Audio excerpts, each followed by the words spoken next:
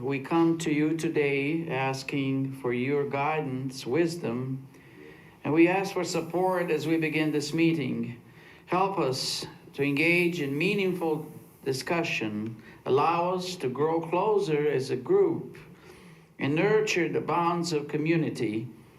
Fill us with your grace, O Lord God, and continue to remind us that all that we do here today, that all we accomplished is for the pursuit of truth, for the greater glory of you, and for the service of humanity. We ask these things in your name, and the Father, and the Son, and the Holy Spirit. Amen. Amen. Thank you all. Thank you. I pledge allegiance to the flag of the United States of America and to the republic for which it stands, one nation, under God, indivisible, with liberty and justice for all. Thank you, Father. We'll begin with roll call. Mayor Odekirk. Here. Councilman Clement. Here. Councilwoman Gavin. Councilman Guerrero. Here. Councilman Hug. Here. Councilman Morris. Here. Councilman Mudrin. Here. Councilwoman Coleman. Here. Councilwoman Reardon. Here. First on the agenda this evening are proclamations recognizing Neighborhood Hero Award winners.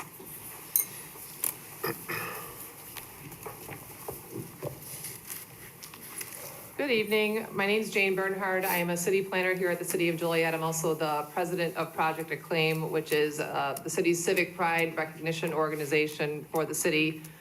Project Acclaim's mission is to promote a positive image of Joliet area and its people, engage residents and organizations to make their neighborhoods better, as well as partner with anyone or any organization working towards the same end. The organization was founded in 1985 by the Reverend James E. Allen.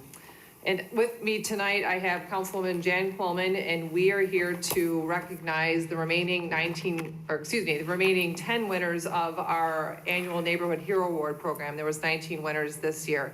So this program recognizes residents in our city that have paid great attention to landscaping and how that enhances not only their property, but our neighborhood. So we are here to recognize 10 households tonight, and without further ado, we will jump right in.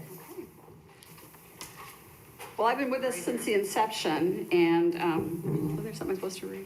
Right here. Okay.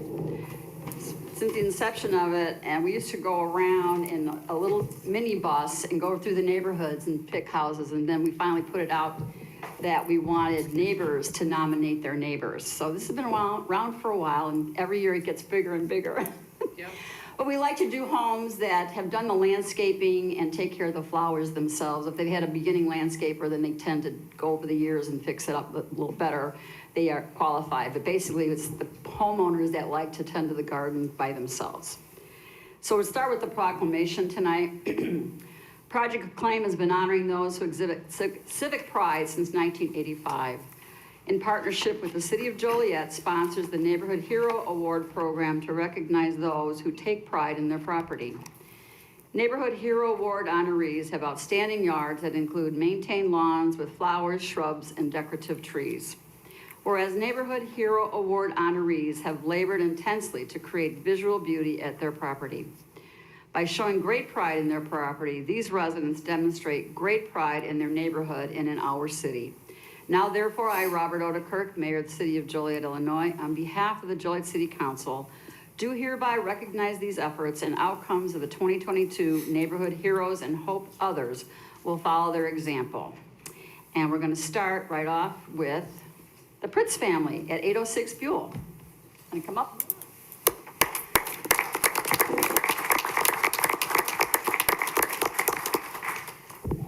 Looks like they're gardening something else, too. Yes. So the Pritzes moved in here in 2020, the summer, I believe, of 2020. They took over the former parsonage of First Presbyterian Church and really redid the front landscaping of this beautiful property. So we have this for you, as well as this. And thank you for your efforts. Take care and good luck. Thank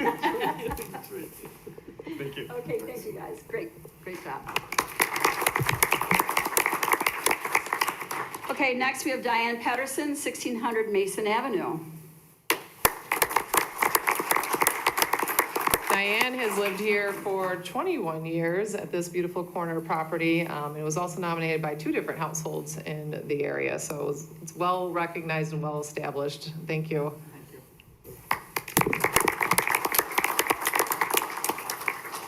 Next, we have Jacqueline Ford, 953 Taylor Street.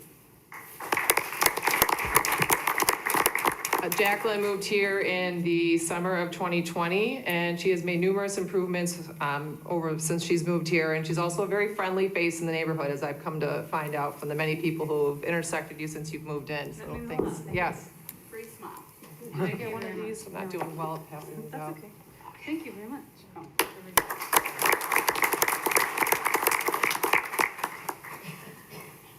Okay, next we have the Hacker family, 612 Buell Avenue. I do not see them here. I wanted to say just something. They have lived here for 9 years at the corner of Buell and Brooks Avenue, and they have spent the last 2.5 years reconstructing this massive retaining wall that frames that corner. They conveyed to me, myself and Councilwoman Reardon, that they used 500 tons of flagstone from Von Barrack, and they did do it all themselves with their father-in-law. So it's been an amazing feat. That was quite the undertaking. I saw what it used to look like. It's amazing, because I walked by there and I thought, my God, they must have had construction people do that, but they did it themselves. So thank you. Unfortunately, they're not here. Okay, we'll go with Cheryl Hudson at 406 Hardwood Street. Cheryl has lived here and been maintaining this house for the last 45 years, I have down. Thank you.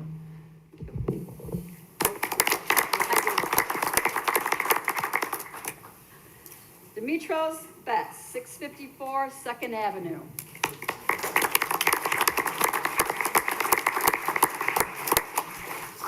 Demetris has lived here since 1985. Beautiful landscaping and stonework. He's in the masonry industry by profession, and also has owns another house adjacent to his property. And people are wondering which one was which with the competition. I heard. Yeah. Well, thank you. Yeah. Thank you. Thank you. Okay, David and Nan Clinton, 355 North Rainer. Clintons have been here for 47 years at this stretch along Rainer Avenue that has several homes that have won a Neighborhood Hero Award over the past 2 to 3 years. Thank you.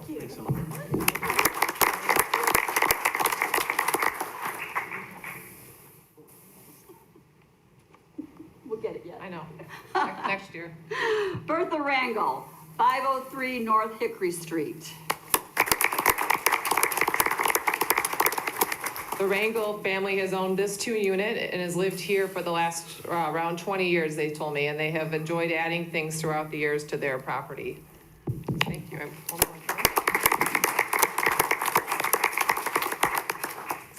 The Pritz family, 1005 Western Avenue.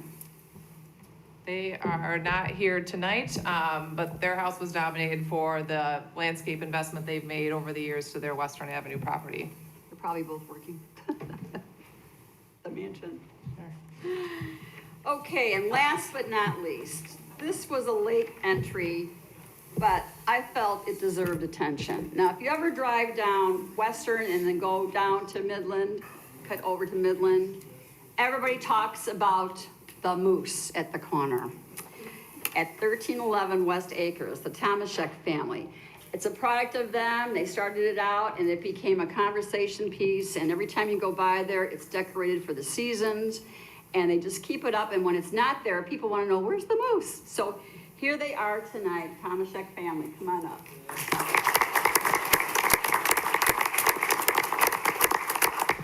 In addition to what Councilwoman Coleman said, they have been doing the moose for around 9 years, they said, but lived at this property for 30. All of a sudden, I'm just not noticing it. So I don't know. Thank you so much. Thank you. And it's all decked out for the football season. All right. Thank you, everybody, for keeping your properties nice. And next year, let's see if we can get some more folks to beautify our city.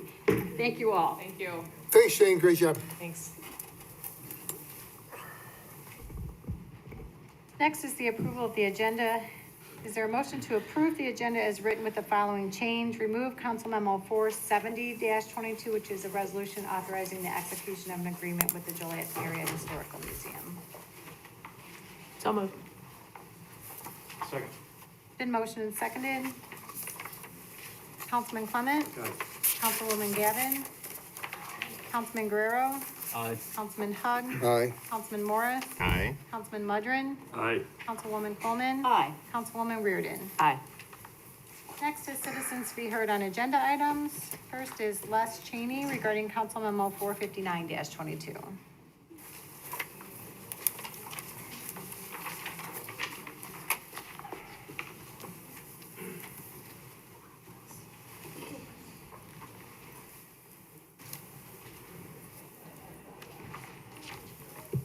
Les Cheney, 1613 Arden Place, Joliet, Illinois.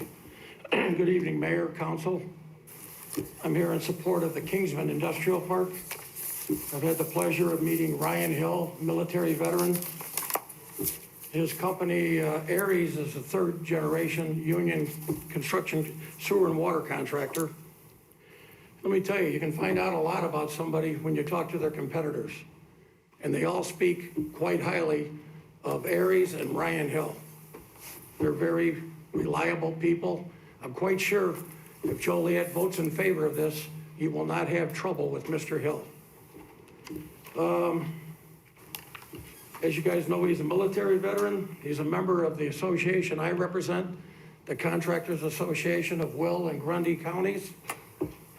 And I want to thank him for choosing the name, Kingsman Industrial Park, being a Joliet East graduate, as I am, class of 75. I hope you folks are kind enough to vote in favor of his proposal. Thank you. Thank you. Betsy Satcher regarding Council Memo 459-22.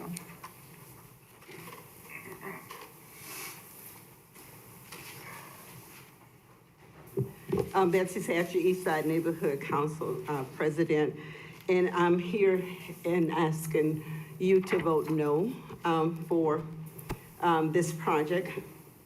And I'm asking you to vote no because we just don't feel like it would be in the best interest of the residents.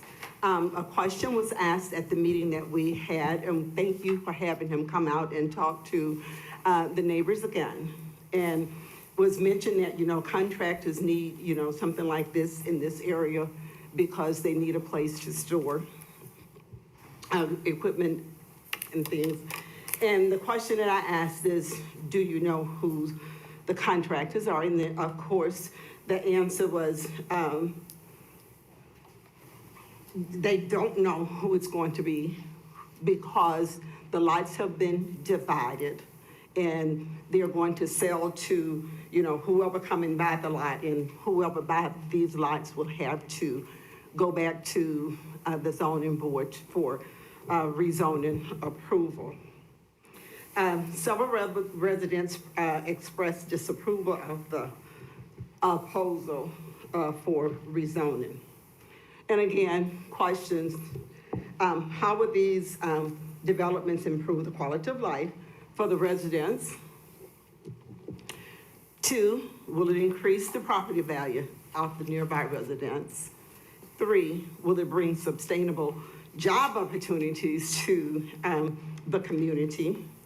And 4, is the city government about what's best for all the residents of the city of Joliet? 5, what have you done to improve the quality of life, to bring about, better services for the residents on the south and east side of Joliet? And we know that this was stated in the quality of life plan. And number 6, will the development provide services? Will it actually provide services for the people in the area, or just, Joliet, period? We know, to refresh your memory, we had Silver Cross Hospital in that area. After all the remodeling and tax dollars being paid into that, it moved down the street. to New Lenox. So we don't have a hospital in their area. Number two, we had a fairly new state-of-the-art swimming pool at Noah Park. And it was just cemented in without, consulting any, of the residents. It was just gone one day. And we know that Splash Station was built way out west on Route 6. Certified, we had the grocery store, certified shut down. And it was sad. People were concerned in the neighborhood because we shop there all the time. And it was said that they asked the city to work with them on tax incentives or tax breaks, and was not given that opportunity. And we do know that businesses that was coming in, the big businesses coming in, did offer tax incentives and breaks. And then we had Bridge Street YMC closed, gone. Starting today, let's come together for transparency in the government, for the good of all of Joliet residents, for the hope and the better life of all of us, and not just, because we're divided by geographical area, race, or economic status. Thank you. Betsy? The ones residents. Thank you. You're over the time limit, but you got a full agenda tonight, so thank you. Okay, Mayor, last time I was speaking and you stopped me. Can I please finish? Well, please make it quick. There's a whole room full of people that want to talk too. So I can't just enforce it for them and not for you. That Okay. wouldn't be fair. Thank you, Mayor. So, okay, I'll just, we're just asking, because we do have concerns, we're asking that you do vote no. We know and that you will tonight you will vote according to your conscience. But for the concerns of the residents, all of us that care about the quality of life, please, we're asking for you to vote no in rezoning the Kingsman Industrial Park. Thank you. Please, we ask to give us hope for a better, brighter future for our community and not for despair. Thank you so much. Thank you. Thank you. Nora Gruenberg?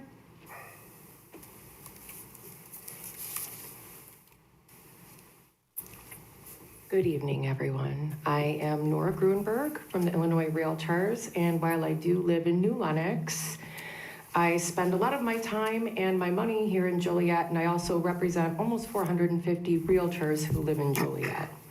I am here tonight to ask council members to please vote no on the transfer tax ordinance amendment. The language as written does not utilize the lien process as written in state law and will effectively skirt due process. We have concerns that this language essentially creates a de facto lien against a property that attempts to take priority over everything else when there are clear provisions in the municipal code that state a municipality does not have priority over any other lien or interest until their lien is recorded. The language of the transfer tax ordinance amendment as written skirts the lien process entirely, which not only prevents buyers and sellers from closing, it leaves the city vulnerable by not using the processes laid out by the state law and municipal code.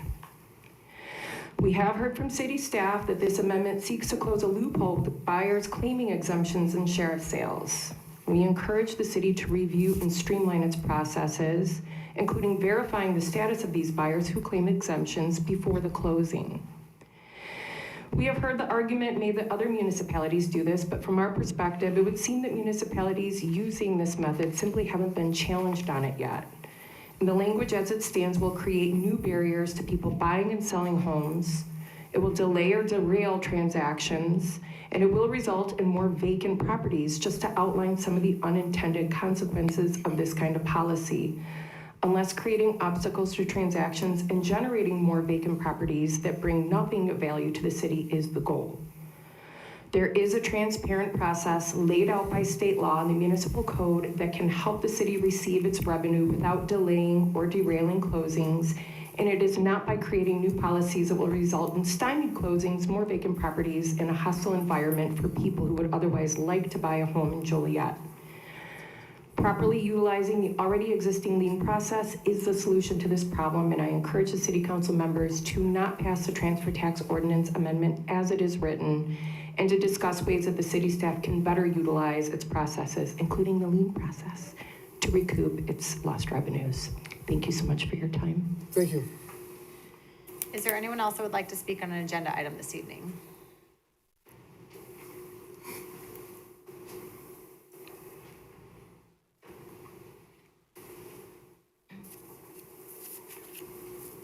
My name is Sarah Broadnax, and I'm speaking to the mayor, councilmen, and women for Manningdale, the Kingsman property that lives out there. And I have one thing to say to you all. Your character will speak for you tonight, whatever you decide, and you have to sleep on it and answer to God. Thank you. Anyone else?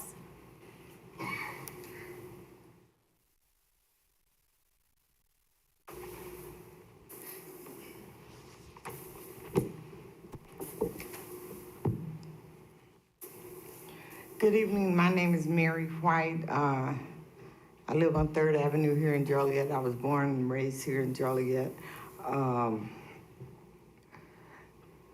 Blessings to Mayor Odekirk, the council members, and the city officials, and everyone here.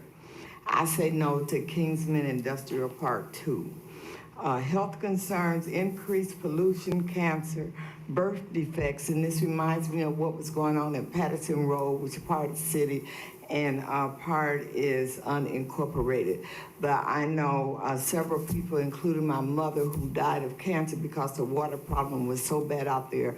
Nobody stepped up to the plate to fix it, and I don't even know if it's still fixed. And so this is a concern. No sidewalks over in Manningdale by where this is going to be built. I was riding down the street the other day and saw a man in a motorized wheelchair have to ride his wheelchair in the street because there are not any sidewalks. Is Kingsman Park going to build sidewalks? Please prayerfully consider the life, death, health implications in making your decision tonight. Are you sure that the children, seniors, pregnant women, handicapped will all be safe? Will the well-being of the people, will the people be well? Are you sure that the developers will be selective of the businesses he sells his lots to? Will they enhance the life of the people in the community? Are you ready to endure the consequences of potential death, poor health, lack of affordable housing in the Manningdale community and the southeast side of Joliet? I pray that your decision reflect what is best for the residents. I pray that for the overall well-being of all people in the Manningdale community and our city. I pray that you will have the peace of God based upon your decisions now and forever, and that you will be guided making your decision in that kind of peace. We won't quit because we know that we win. We know that we win. We trust God for everything. And we are trusting God for the outcome because we know that in the end, we will win. Thank you. Hello, I am Julia Alexandra. I live at 1214 Route Avenue, which is, I don't know, maybe 600 feet from the site that is being talked about, but I have been living out there for 34 years. Yes, I've watched the grocery store leave. I've watched a drugstore leave. I've watched all of this stuff, but really my concern, my main concern is, like Mary said, there are no sidewalks. These people that living in the high-rise down by me are riding in the middle of the street. Transfer trucks and all the traffic has to go however fast a wheelchair can go, maybe 5-10 miles an hour, maybe not that fast. I have a serious issue with a live wire going directly across the playground in which my grandchildren and neighborhood children live. I have a problem with the train being on the track for hours at a time, and there are 2 trains. So, I mean, sure, we have issues, but there are many more issues that are out there that I really would like for you guys to consider, especially that live wire going across that playground, because my grandchildren are out there, and their safety, not just my grandchildren, but the safety of all the children is more important to me. So I would like for you to consider fixing some of those problems as well. Thank you. Thank you.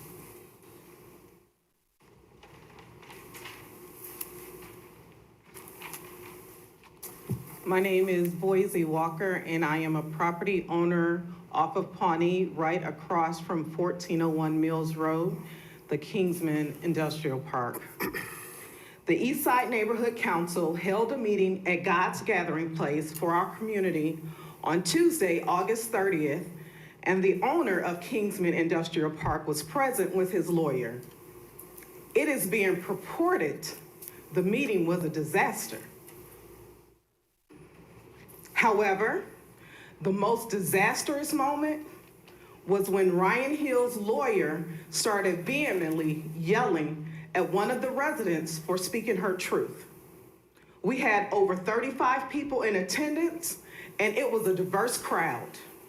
Mayor Odekirk, Councilman Terry Morris, and Councilman Sherry Reardon were present.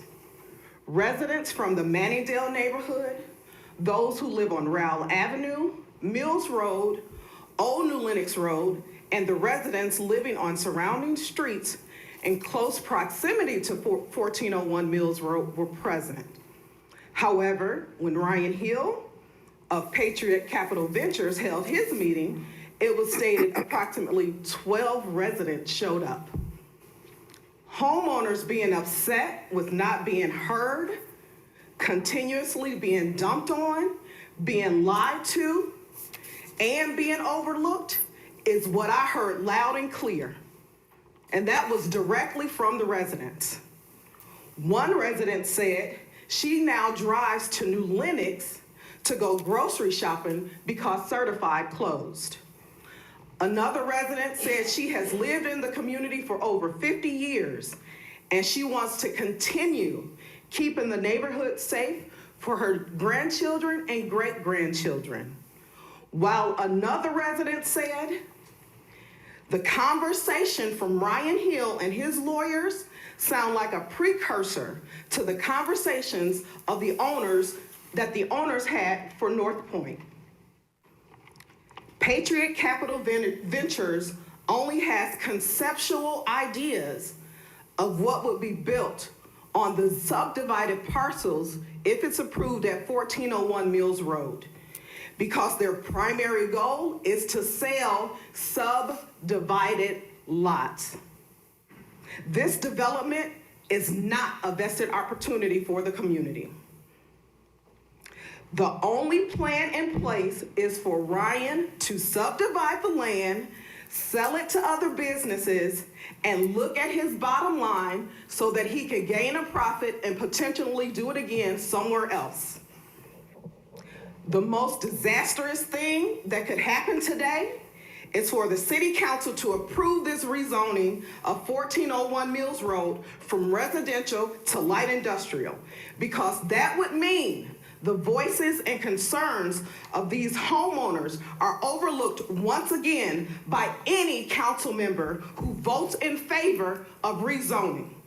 Listen to the residents, listen to the homeowners, listen to the landowners and tax-paying citizens and say no to Kingsman Industrial Park. Thank you. Anyone else that would like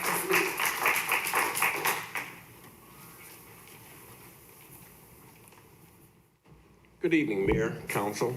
My name is Garland Mays. As everyone knows, I'm a commissioner here in the city of Joliet. I'm here to talk about the passion that these people are talking about tonight. I can understand Mr. Hill bought a property. I've received several calls concerning this incident, and I just came by to speak tonight. Affordable market price homes is what Joliet needs. Will County and Joliet is lacking thereof. Yes, bringing new businesses in is a great thing for Joliet. It brings up tax base, but also making sure that our residents are well taken care of and they feel safe in their community. We cannot burden these residents with something that they don't want. And I understand, as a businessman, you know, he's probably a great guy. A gentleman came up and said he's a veteran. God bless him. He's a good businessman. We understand that. But it's overall what the citizens want. These people have been living here in this area. I'm familiar. I grew up. I played in that area. And they're tax-paying citizens. And so they're very concerned. So tonight I am asking the council to reconsider to really consider what they're about to vote on tonight and how it may affect these residents as we move forward. As everyone knows, we're looking at building some market price affordable homes out there in that area. And will this affect that area? I don't know, but we're still in discussions. But market price homes is something that's very much needed. I get calls every day from veterans, from seniors, from disabled people who don't have anywhere to go. I wish we had another 2,000 or 3,000 homes to put them in, but we don't. So I asked the city, and actually I went to Atlanta several weeks ago and met with the mayor down there and the CEO down there, and loved the way they work together. The mayor down there actually put up on his platform that he was building 20,000 market price affordable homes in Atlanta. And that was his mission for that housing authority. 2.5 years later, they're already at 10,000. It's a great, great thing to see. And I witnessed it with my own eyes. So as you move forward tonight, I know you're gonna have to make some decisions. I hope you consider their thoughts and their wishes and move forward, all right? Thank you so much. Have a good night. Thank you. Is there anyone else who would like to speak? Krista, I'd like to address those last comments. Mr. Caparelli, Mr. Mays, when you say we are looking to build affordable homes, you're talking about the housing authority. I represent myself as Right, that's not you, that was us. We approached Michael Simelton. Would you like me to come back to the podium? No, I'm fine, no, you talk, it's my turn now. Yes, sir. We approached Michael Simelton, Mr. Caparelli was part of that meeting. We suggested Joliet Country Club because there was talk and there were proposals that were brought forward about building warehouses, and we said no. It was the city of Joliet. I know the neighborhood was not in favor of it. So there is affordable housing coming to that area, and it's coming from the city of Joliet. Moreover, you work for Will County government, you work for Jennifer Bertino. May I take the podium? No. Now, if you want to talk about, excuse me, take a seat, please. It's my turn to speak. Yes, I am. You talk about what's going on in the, excuse me, Mr. Mays. No one interrupted you. Nobody interrupted you. You, in Will County government, had the proposal to turn the Briggs Street YMCA into another homeless shelter. And again, it was the city of Joliet that fought that from happening. So I do appreciate your comments, and I appointed you to Housing Authority, and I think you guys have done a great job. But I think the facts had to be told. The city of Joliet is actively pursuing affordable housing in that area with the Joliet Housing Authority. And to come up and speak and not say that is not, it's not accurate. So I want to clear the record. Please stop interrupting me, sir. Please. I feel like you're putting out something that's wrong. Sir, you spoke. I don't know why you... Go ahead, Krista. Tony, if he's not going to be quiet, you have to leave the meeting. No one's yelling at you when you speak, and no one's yelling at other people. Then please quit interrupting me. Thank you, Krista. I didn't know if you... Thank you, Krista. Go ahead. Next on the agenda are appointments. Tonight, the mayor is recommending Sarah Palia be appointed to the Arts Commission. Is there a motion? I think we have. I had asked if you are still wanting to come speak, you can. I'm sorry. Yep. Come forward, please, ma'am.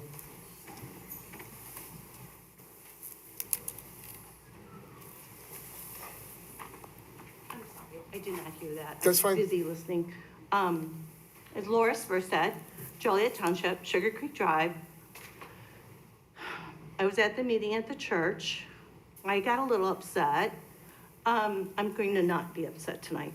I just want to say, I'm all for the country club plan. I think that's wonderful.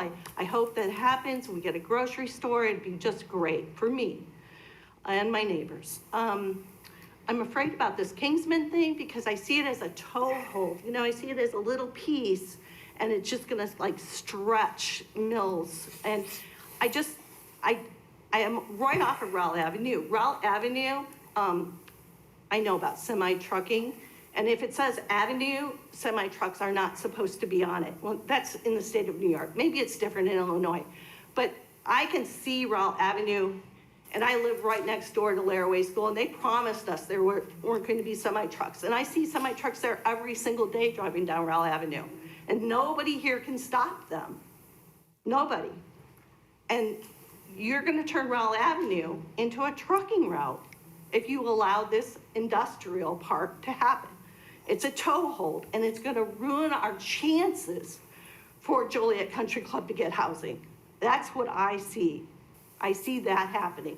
And I also see the man on the wheelchair driving down the middle of the street because we don't have sidewalks. We are part of Joliet. It's only fair that we have some street lights and sidewalks. Thank you. Thank you. Is there anyone else before we move on?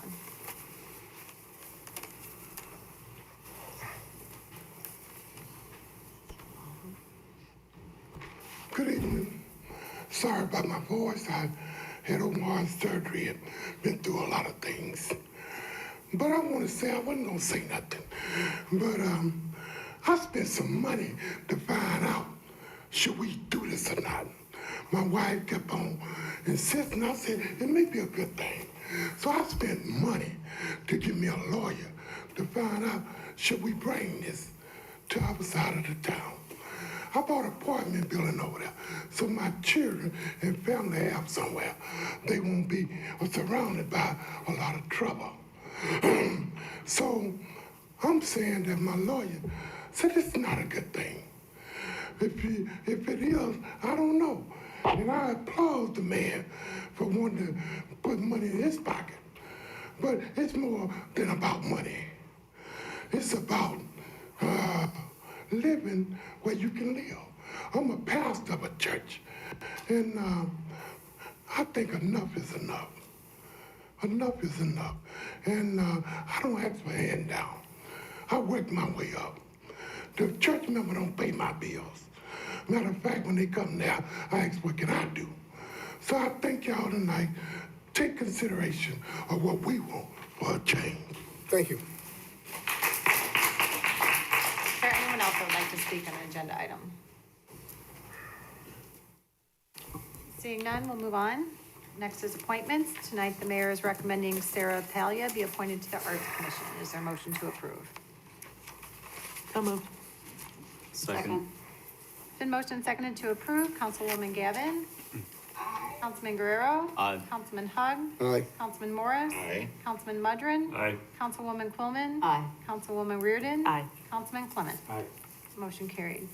Next is council committee reports. First is Public Safety Committee report. Okay, the Public Safety Committee met in council chambers this evening at 5:45. Present was Councilman Hug, Councilman Clement, myself, Deputy Chief from the Fire Department, Chief Carey, Chris Botson from the, Police Department, Sherry Blackburn, and that was it. So we had two items to talk about, and one is on our agenda. Well, I believe both of them are on our agenda tonight. Joliet Police Fire Department radio purchase in the amount of $5,229,308.68. And this is to replace all of the radios for both the police and fire department. It includes batteries and hookups, because the Motorola folks that were currently doing our radios are no longer going to do that for us. But this is coming out of COVID money. And we're at the end of life with these radios, and if we do it by September 21st, we get a 36% discount. The other one is an resolution with intergovernmental agreement between the City of Joliet and Will County. It's a grant for 3 years, and working together, and what it is rebranding and our police departments to recruit more people and be more diverse in our recruitment. The grant, the portion of the grant we'll be getting is $29,000 to help with that. As right now, we have 260 police officers. We have 31 new hires. We have 19 that have retired, and then we have 6 that have resigned. So it only leaves us with just a handful of new hires. And the problem is, nobody wants to be a police officer today, and I can't say that I blame them. And so we recommended this grant to try to help recruit new police officers. But in the meantime, we brought up the fact that the Safety Act down in Springfield, we're gonna discuss it with our legal team. What can we do from the city of Joliet, since we are home rule, to get some new things in place so that we can protect our police department? Instead of all this no bond and all this, and everybody gets out just if they blink or they get a good attorney, because the Safety Act is going to hurt not only our police department, but it's gonna hurt our citizens. So with that, is that something we can do as a city? So the act, there are specific limitations on home rule powers under the Safety Act. So we'll do some research and let you know if there's anything specifically in there that we can do or cannot do, but there's limiting language in the act. Okay. To our home rule powers. We as a committee agreed that we need to do something to protect our police department and also to protect our citizens, so these perpetrators aren't back out on the street as soon as they commit a crime. So guys, did I get everything right? Anything want to add? Very good. Okay, that concludes our report. Thank you. Public Service Committee report. The Public Service Committee met today at 4:30 here in the council chambers. On the committee and in attendance was Councilman Morris, Councilwoman Gavin, and myself, as well as Director of Public Utilities, Allison Swisher, and Director of Public Works, Greg Ruddy, and several other support staff members. Routine agenda, we looked through a contract to purchase water metering equipment to have on hand for $3.3 million. That was fine. We looked a couple of items for a pump that went down in the city's water system and having it back up and running. I will just explain one thing. One thing was a rejection of bids of contracts, and I don't want no misunderstanding, for the Parks Avenue, East Liberty Street to Elwood Street roadway project for this year. That the original one was rejected, and then in the same motion, an award of contract for the same project. What had happened is the low bidder on the original contract did not have the addendum, one of the addendums to it, so they bid way low and would have been awarded, but they wouldn't have done the complete project because they didn't have the addendum, so we had to rebid it to be prudent. So that roadway resurfacing and improvement will go on as scheduled and planned. Bought some sign materials, signposts, things of that nature. Like I said, it was pretty routine. We did have, see what was I wanted to point out. We did have an item we looked at for the professional services agreement for the Compass Business Park and surrounding area water and sanitary sewer infrastructure needs investigation, as well as a Fairmont corrosion study that would be awarded to the same, be recommended to be awarded to the same engineering firm, Strand. Both of those were pass-throughs. On the Fairmont, which we took over for the water system a couple of years ago, all those costs will be reimbursed by the county as per the agreement. And the things, anything to do with Compass Business Park will be refunded, if you will, or passed through us. There's an agreement with the railroad, for instance, that we looked at, because the railroad won't enter agreements with private entities, only with municipalities and governmental bodies. So again, we're a pass-through, the money will be paid by Compass Business Park. So we looked at all the items that were on the agenda, we vetted them, and all the ones that were voted on were unanimously approved for a recommendation to you folks here on the full council that would approve them, and all but one will appear per the current policy in 2 weeks. There was one that will be appearing tonight. Don't recall which one it is. I neglected to make a note, but it will be on tonight's agenda because we needed to move it forward.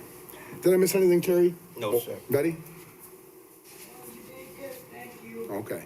So with that, approval of my report, that will be my report. Thank you.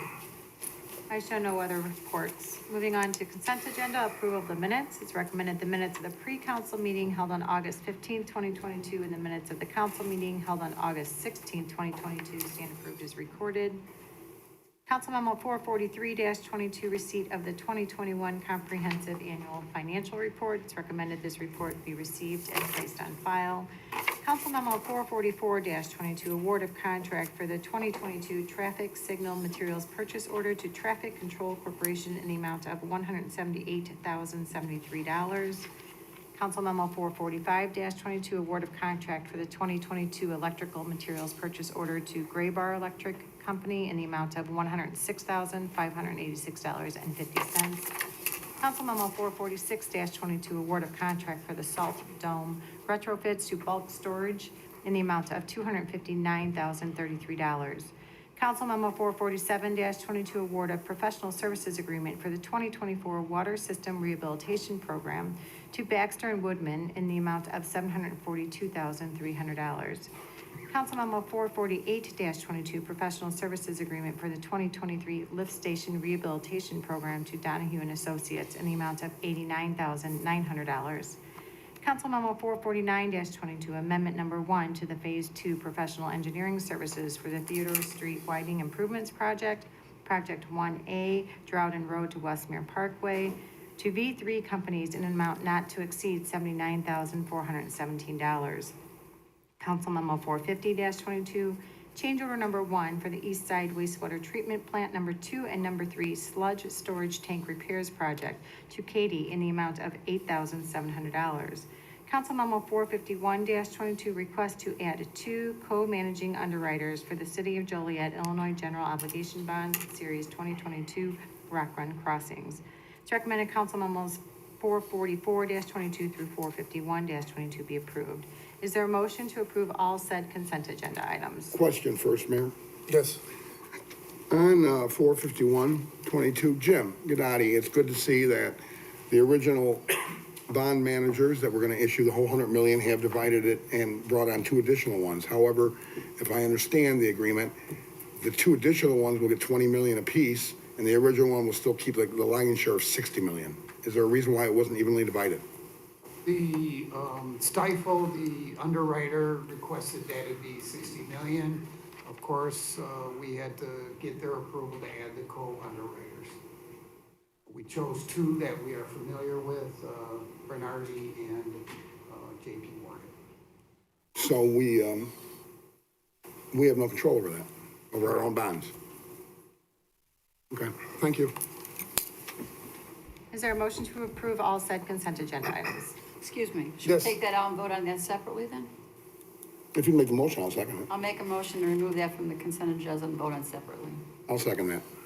It's a motion seconded to remove Council Memo 451-22, request to add 2 co-managing underwriters for the City of Joliet, Illinois General Obligation Bond Series 2022 Rock Run Crossing, and vote on that separately. Councilman Guerrero? Aye. Councilman Hug? Aye. Councilman Morris? Aye. Councilman Mudrin? Aye. Councilwoman Coleman? Aye. Councilwoman Reardon? Aye. Councilman Clement? Aye. Councilwoman Gavin? Chris, I got a question. I'm sure staff has a recommendation on this. Yes, we do. We recommend that this be adopted. If we do not, then Stifel would be entitled to the entire amount and we would not have 2 additional. So this does not relieve us of our obligation under the memorandum which the council voted for initially in the Rock Run crossing. So we are still bound to do business with these folks.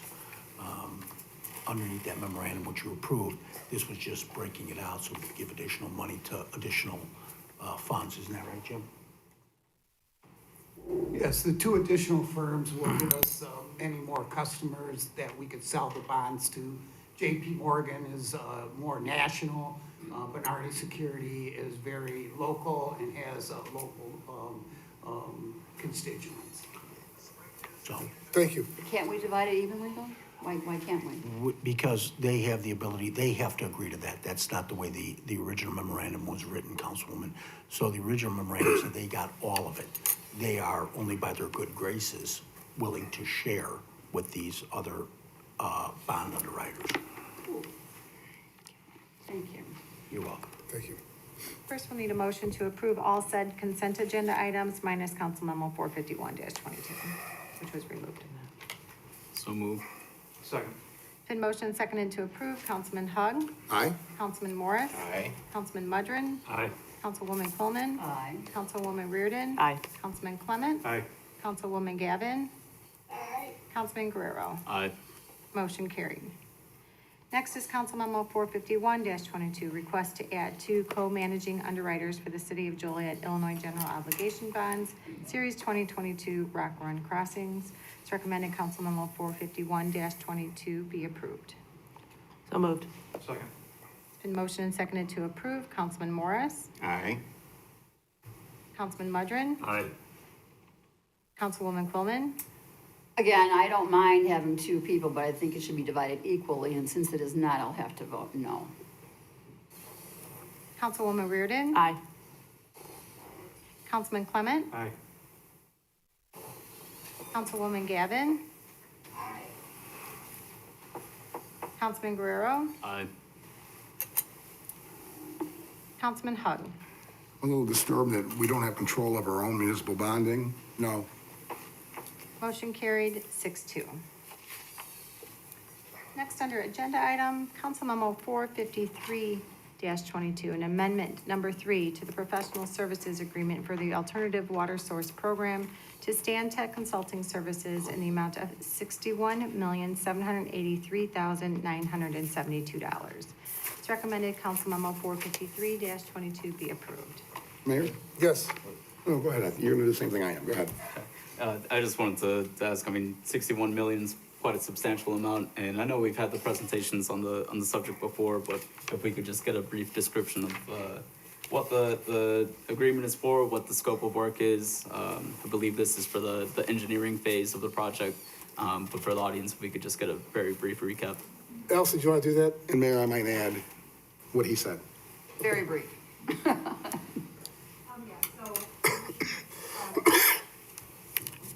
In 2020, we went out for request for qualifications for a design firm that could handle the scope of work of the project that will cost between $683 million. So a review of those qualifications, Stantec was selected, and their team consists of multiple sub-consultants that have the expertise in developing a program of the scanner. We have subsequently been adding amendments as the program progresses. So the first amendment was for preliminary design engineering services, which we are currently wrapping up the completion of preliminary design engineering. Amendment 2 modified some of the scope of that first amendment, and now we're ready to move to the final design. So amendment 3 includes the final design for, again, approximately $800 million worth of construction projects, which includes pumping stations, large diameter transmission main, water storage tanks, delivery structures, as well as all the program management and external coordination that is required to basically set up the new commission, negotiate with Chicago, do all the land acquisition necessary. So it's a significant amount of work that is represented in that $60 million. When we looked at the percent by construction cost, which is a good measure of the reasonableness of the cost, it was within that 8% range that we budgeted. So these. Allison? Yeah, I'm going to text her that she can't be heard. Can we check on that? I'm sorry, it's an important piece of information you put out there. Yeah, if you could step forward. I've noticed too, is I've got complaints to the side, every time the staff talks from the side mics, it breaks up or you can't hear it at home. They can't hear it either. Okay. Thank you. Okay, no problem. So again, as I was saying, what we looked at was the measure of the percentage based on the construction costs, and it was approximately 8%, which is within that range that we had budgeted. So an important thing to note is that these costs have all been included in the budget that has been used thus far to project the cost impacts of the program. Another important thing to note is that we did have an independent review firm. We hired them, Burns McDonald. They have been involved in the review of this and have deemed the costs reasonable. We also reviewed this with our other communities that will be participating in the Water Commission, and they also, support proceeding with this. It's important to note that this cost does include costs that will be paid for by the Water Commission, as well as costs that will be paid for improvements within Joliet. And so the Joliet will get credited for those costs that are attributable to the Water Commission. Any questions? Mayor, if I can make one more comment, and when they say independent review, that's a third-party reviewer that's taken part of this. It's separate. We hired them to make sure that all of these things would be reasonable and within the price range. As a safeguard, I remember that you had brought that up as something we wanted to do to make sure that this was, completely transparent and that we were getting, the citizens were getting the best possible deal for their money. So, and they have agreed that this is a reasonable and appropriate price. Mayor? Yeah. Yeah, and you might correct me if I am wrong, Allison, but because of the sheer size of this project, it is the largest current active water project in the entire United States. 8% is well below what typically could be 12 to 15% and accepted on standard projects, smaller projects, for a total engineering fee, correct? Yes, I mean, we have an overall, budget for engineering and development costs of about 20%. And so 8% is for the design, and then we have 4% for program So that fits management. within the, Yes, thank you. that's correct. Questions? Thank you.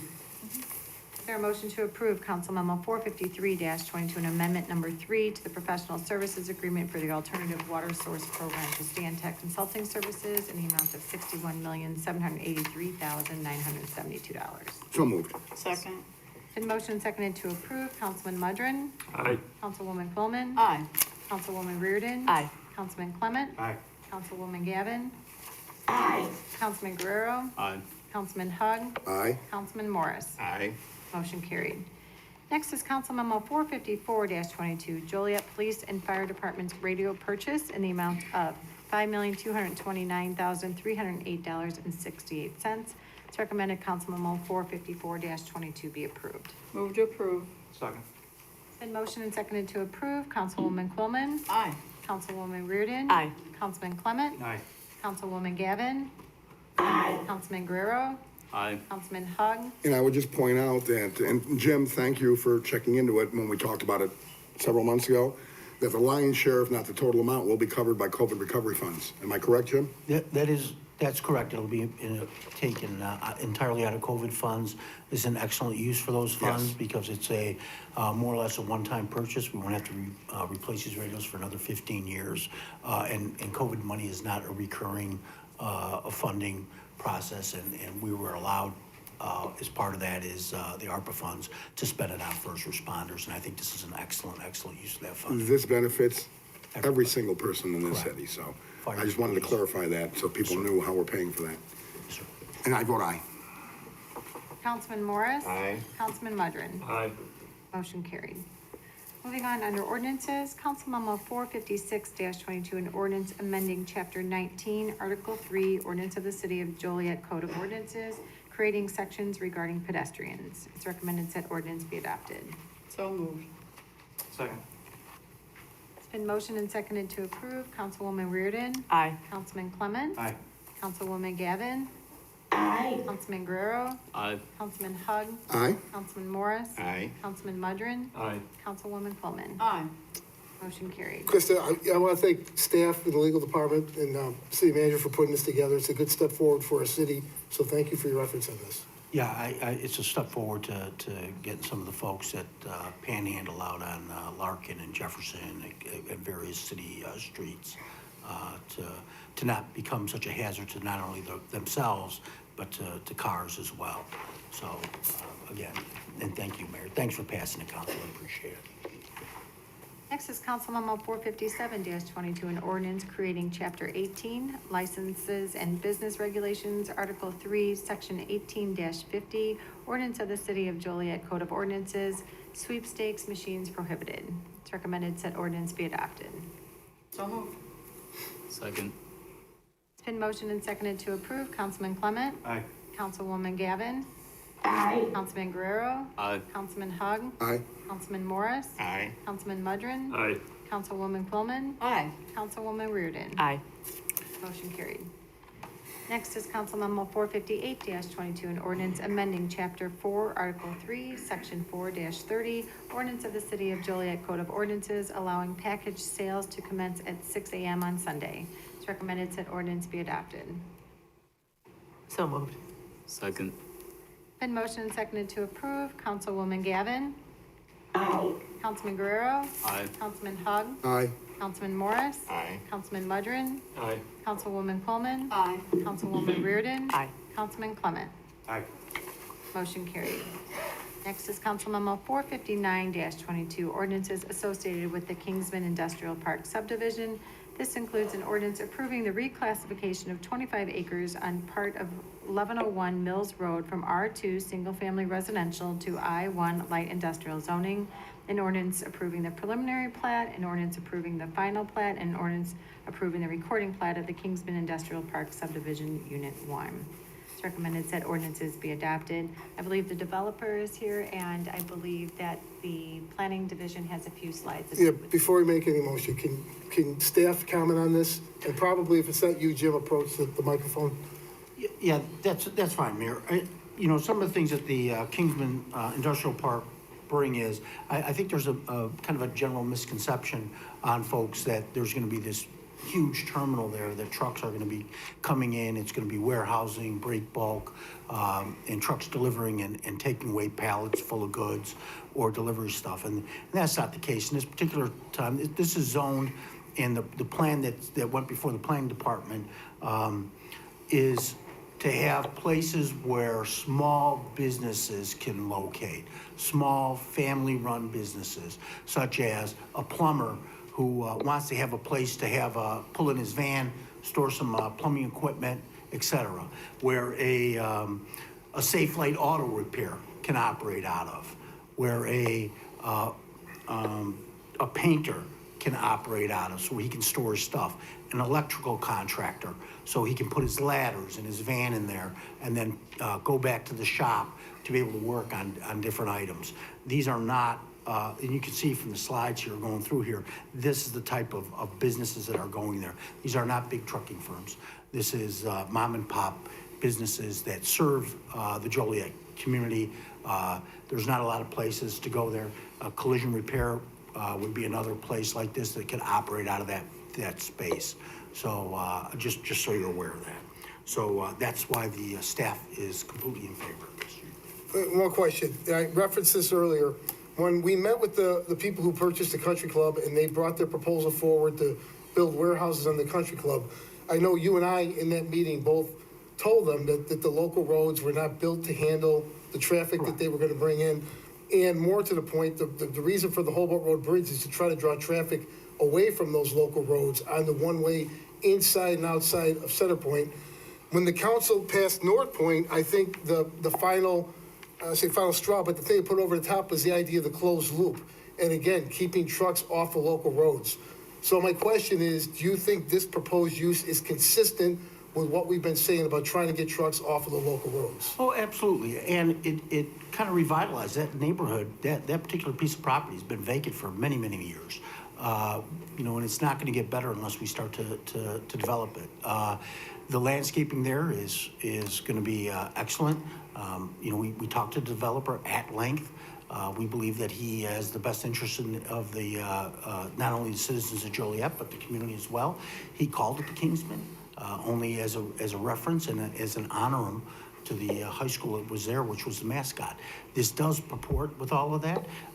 As we continue to grow, Joliet continues to grow, we will continue to have issues with the infrastructure that we are addressing consistently. It evolves, it's a dynamic process, and we will continue to meet those challenges as they arise.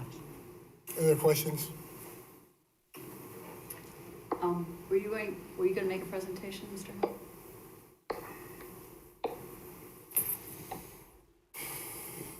Good evening, Mayor and City Council. Tom Osterberger, one of the attorneys on behalf of the applicant. I want to point out, you know, a lot of good people came out and they're passionate and it's a good thing. But the absence of what some of the complaints have been need to be addressed separately. They're unrelated. If we can't have a medical facility there, if we don't have sidewalks, you know, these are social services, these are investments into the community which are unrelated to the development of this parcel. They should have sidewalks. I was coming down to work tonight and there was a gentleman on a wheelchair coming around on Jefferson Street. It's terrifying. It's horrible. But that doesn't mean that approving this project is bad for that section of Joliet. You have pictures we've seen all over. We've seen in Shorewood, Crest Hill, Joliet. We see the mix of these uses, and these are good investments. So while I hear the complaints and the objections, I think they're wrong from a planning standpoint. Jim just mentioned that this piece sat here for a long time. Nobody's gonna build homes on this parcel. And thankfully, they're gonna build on the country club. That doesn't mean that we can't have a higher business use and an industrial use. There was an objection to this being subdivided. Of course it's being subdivided. You wouldn't approve it if it was one large lot, because that would mean a significant warehouse with tons of trucks. That's not what this is. The photos are examples, but even those photos don't show your code. Your code in Joliet, the building code, is crazy expensive to comply with and nice, and the landscape code is as good as anywhere.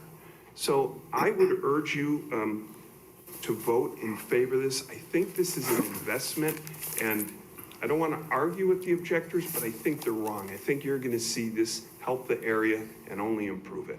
So we would urge you to vote in favor. Questions? Yeah,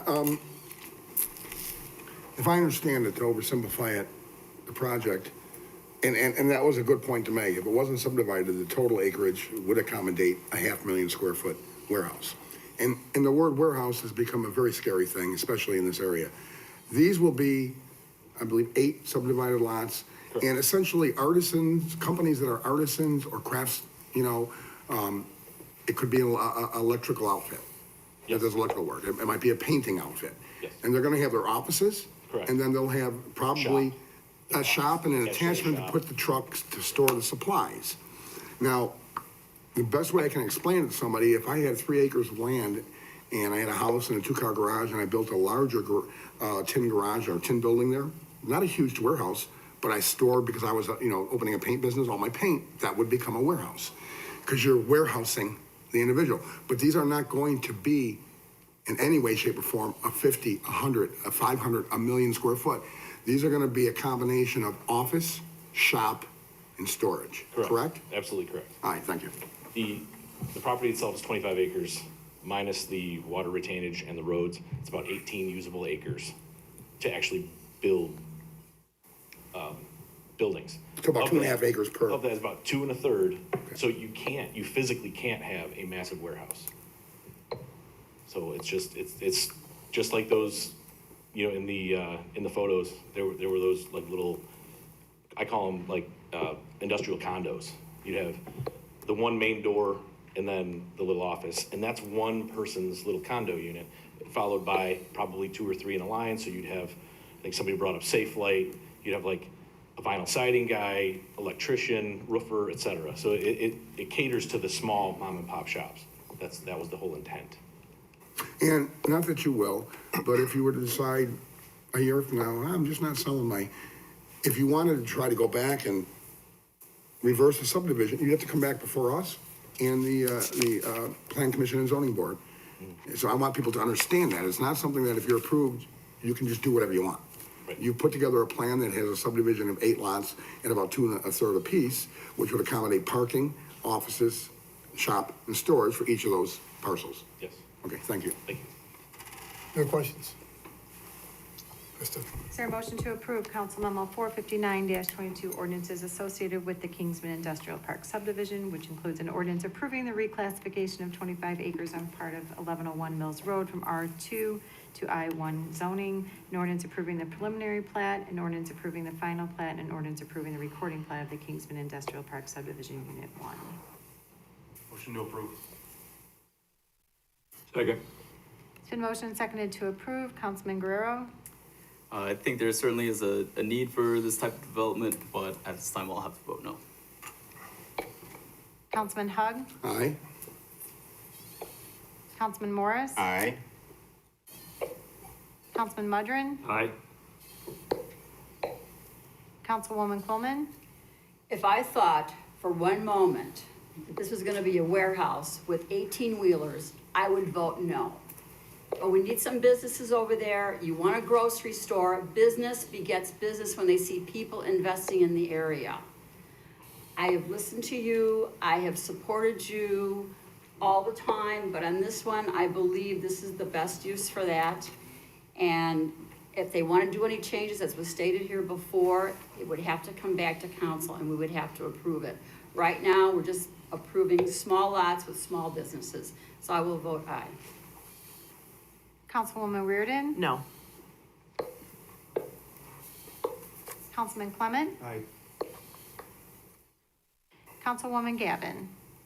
This is not a good project for that area. It does not uplift any of the residents or the quality of life. We opened the door to I-1. The next thing we know, I-1 will be all the way down Mills Road. I must vote no. Motion carried 5-3. Next is Council Memo 460-22, an ordinance approving a special use permit to allow an automobile dealership in a B3 General Business Zoning District located at 3301 Essington Road. It's recommended said ordinance be adopted. Krista, staff, do you have a recommendation on this, and could you give a brief explanation, please? Yes, Mayor. You know, I think Councilman Hug raised some issues about the concern of it just being a kind of a trashy used car lot, and what we could do to, what we could put in place to be able to guarantee that that doesn't happen. So the petitioner has agreed that no more than 10% of the inventory would be trade-in vehicles sold there at any one particular time. The limits for the sale of inventory to high-end vehicles have to be $25,000 or more per vehicle. And so that was put in the revised petition, special use permit in this. So the number of vehicles were also, you know, what could come out for display. The majority of vehicles would be kept indoors. There will be some of the higher-end vehicles that show off the quality of the dealership may be put out from time to time based on space that they need, and also to attract buyers as they drive by as kind of a form of advertising, as many car dealerships do. So I believe that they have addressed the concerns, and so we would support this at this time.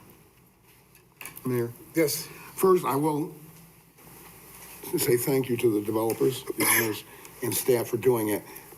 Just want to unbend the way the city manager said it. Never was concerned about being a trashy.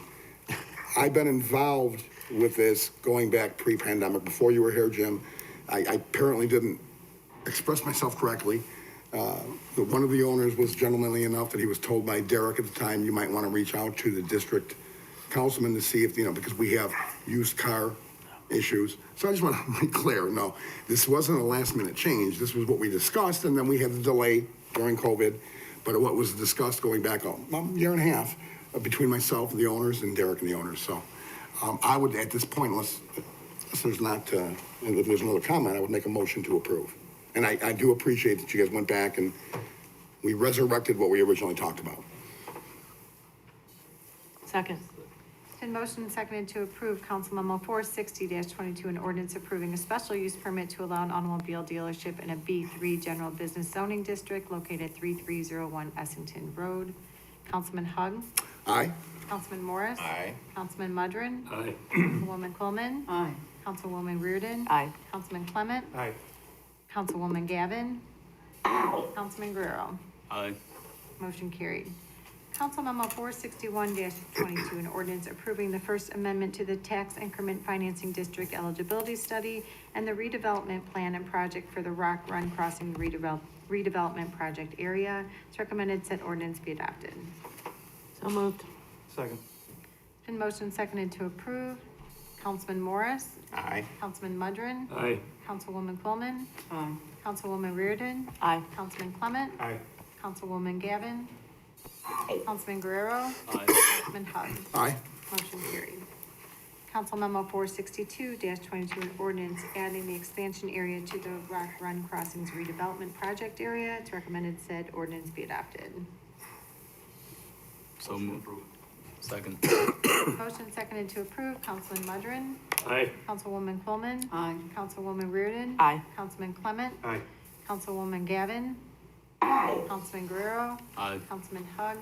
Aye. Councilman Morris? Aye. Motion carried. Council Memo 463-22, an ordinance adopting tax increment financing for the Rock Run Crossings redevelopment project area as amended and expanded. It's recommended said ordinance be adopted. So moved.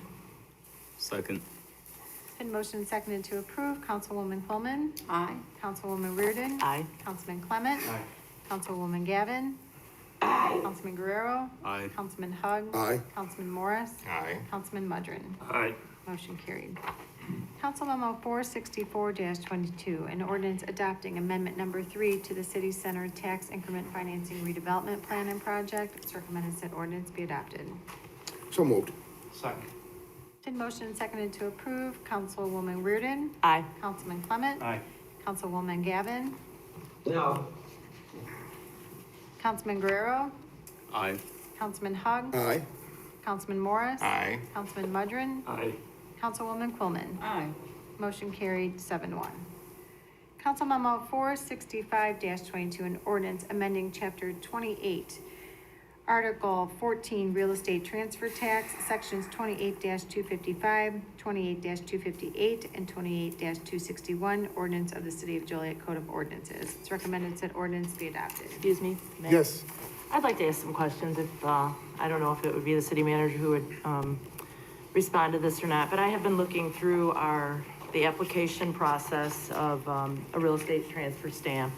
And I read the, existing ordinance and what some of the changes would be.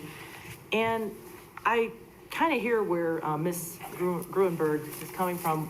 What is our lien process?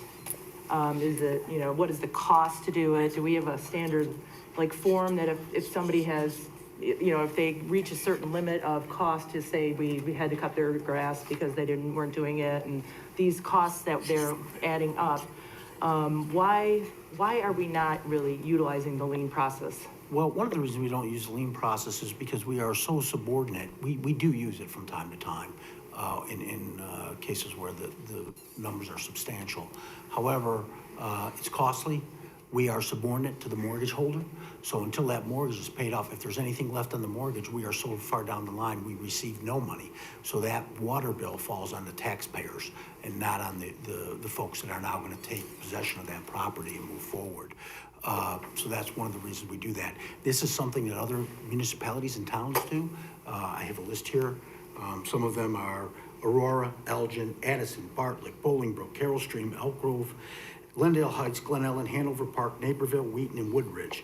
And most charge an additional fee for a stamp. We are not going to do that in our proposal. So this is nothing new. This is something that realtors everywhere else have to pay. And Joliet is more of the exception, not the rule here. This is what our surrounding communities do. We're just trying to recapture the money that we spend on water back for our citizens as opposed to having it fall on the citizens' backs. So I hope that explains it. All right, so are they doing having to get a lien for the water certificate showing that they have no? They come in and what happens is if you acquire this is specifically almost regarding tax sales.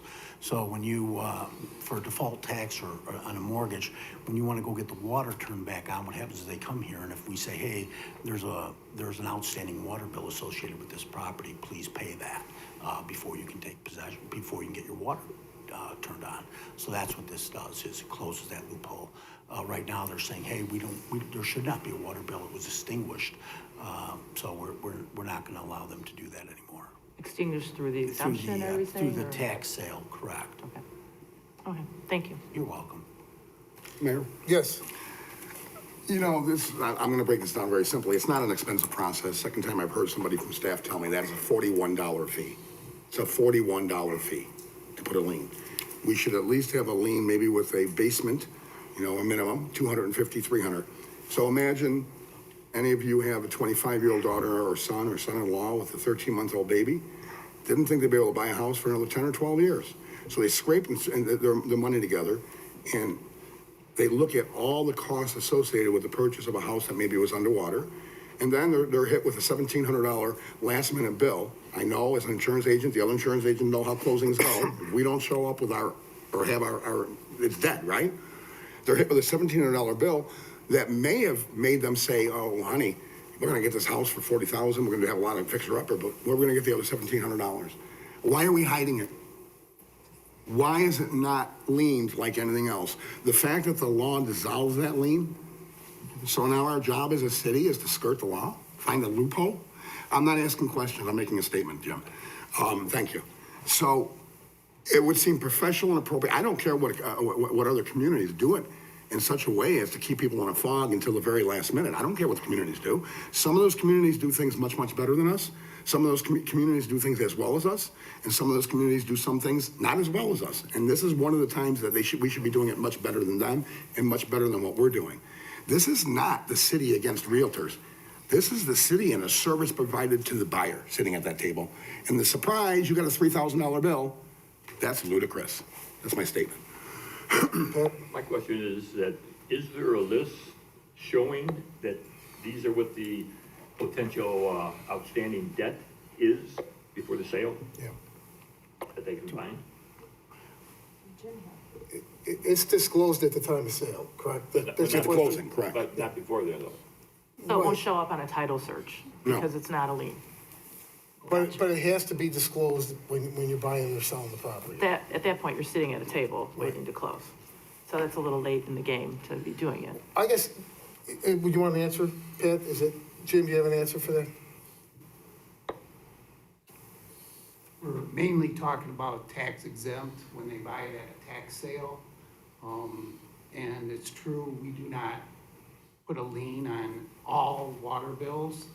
And most arm length transactions, the title search is ordered up by the mortgage company or by the lawyer. The problem is these people are buying these properties and not getting a title search, and later on finding out that they have a water bill outstanding. The water bill follows the property. The state, anybody who purchased a property would come and get a tax stamp even if it was exempt. So they would owe zero, but the county ceased sending those to us. So we have people who are buying these on a tax sale. However, they do not do a title search, but it wouldn't be on the title, but they do not do a search through the city of Joliet. Anybody can go online and look up a water bill, but they don't know to do that. And then, Jim, the question would be, I know the answer, but if the buyer doesn't pay the bill or they don't renegotiate the sale of the property, the bill's left for everyone else in Joliet to pay, correct? Correct. Once they take the property, they will eventually will find out about it, and we don't even know that property was sold at that point. It would take virtually 2 full-time people to lien every property that has an outstanding water bill above, let's say, $2,000. Especially now, since we had a moratorium for 2 years, we are still trying to catch up with water disconnections. Yeah, for what it's worth, I don't know if it'll get to me, but it's not fair to put this burden on our taxpayers or anyone who's paying for a water bill in the city. Water rates are going up, and it's difficult for low income and people on fixed incomes And then we said any relief we could provide, we want to go down that road, and here's some potential relief, so. Mayor? Once- No, it's not passed on to the taxpayers. My bill doesn't change because you don't pay your bill. We're charged at a fixed rate by the number of gallons we use, period. And Jim, you just said something about, doing, if they only did if you do a title search and there's no lien on it, you're not gonna know about it, are you? Correct. And my understanding in talking to the legal department, Chris Regis, is this also is the policy. You said above 2,000 will be encumbered. Can you imagine getting hit with a $2,000 surprise at closing as a 23-year-old couple? It's not their debt. They didn't do anything wrong. And I'm not saying that we shouldn't attempt to collect it, but they should be told well ahead through the lien system when they do the title search, when their lawyer and their real estate agent does due diligence. You got a $2,700 water bill. You've got $1,200 in compliance fines for tall grass. That's not liened every time either. Chris said, I think generally we do most of them that are above 1,000, 1,200. That's not a policy. That's a maybe. And that's unprofessional, and that's not a fair. The only flaw here is the person selling. I think legal should look into some way for us to stop the sale from going on the market if we're going to do that. We're not going to let you put it on the market in our city. But you don't hit that 25-year-old couple with a $3,000 or a $2,000 bill. Well, we got 10 minutes before we close. Either we close or you lose the house today. I don't have $3,000. Okay, bye-bye. You wasted your time. It makes no sense. Or you renegotiate. It makes no sense. And to say that the people of Joliet aren't stuck paying, of course they are. The money doesn't disappear. Someone's got to pay that bill. It's not the responsibility of everyone in our city because someone at that property, the owner or the buyer, doesn't want to pay their water bill. Well, Mayor, with all it has to go to somebody. It's not fair. Of course it does. It's written off that, Excuse me, Larry, please, I have the floor. It has to be paid by somebody. If it's a write-off, it's paid by everybody in the city who pays a water bill. Because eventually, someone's gonna have to pay for this water bill. So responsibility of people buy the property. It would be tough for a young couple to get hit with this at the closing table, and then they have to make a tough decision. They can renegotiate the price and modify the contract. They can accept it and close on the contract, or they can walk away. But it's their free will. Whatever they choose, it's their responsibility, not everybody else. Thank you. All right, my response would be no, Mayor, with all due respect, we don't pay. We had a number of years, we didn't increase the water rates at all, but we increase the water rates once a year now. So once we increase the water rates in November, if 1,000 people don't pay their bills, we don't increase it until the next one, and that's not even in the formula. That's not even in the formula. Until the next one. Okay, That's correct. so we don't pay. That's kind of misleading. No, I'm not. Caesar's not going to pay if I default on 1,000. He's not going to. Well, Caesar, your bill's not $250. You got to pay $270 because Hug defaulted. That's not how it works. Should they be held responsible? Sure. And now apparently many of them may be going through bankruptcy. So obviously putting any kind of a mark on their credit or going after collections probably wouldn't matter. I get it. That's the harsh reality in America. But punishing the innocent couple at closing, the innocent person at closing, punishing them with and at best an opaque, non-transparent process of surprise. I don't even like a birthday surprise. I shouldn't like that surprise. That is so unprofessional, in my opinion, that, well, I'll leave it at that. I mean, may I say? Yes. I feel what you said is more reason to me to say we need to have the lien process working. And in that regard, what Larry was saying, Councilman Hug, the surprise shouldn't be at the table. You know, they should be able to look at this title search and say, okay, these people have a $2,000 lien. You can either negotiate it with them or you can walk away now, a few weeks, a month before the sale and look somewhere else. I don't think it should be a surprise at the table. I think that this process, somewhere we've got to get this process going. We wouldn't have so many that we need two full-time employees if we had been doing this all along. Mayor. Just real quickly, I don't disagree. If they have a lawyer who knows what they're doing, it won't be a surprise. So if someone tries cutting corners and doing it on the cheap, again, it's buyer beware. But I won't comment again. I'm not going to vote to pass it on to everybody else because those are the options. Someone's got to pay this. Go ahead, Joe. They're going to come to the city and get the stamp, right? Is it they do it the day of the closing? Do they do it 3 weeks before the closing? Do they do it 2 weeks before the closing? I mean, if this passes, they're going to know that they have to come to the city, check the stamp, make sure there's no outstanding debts.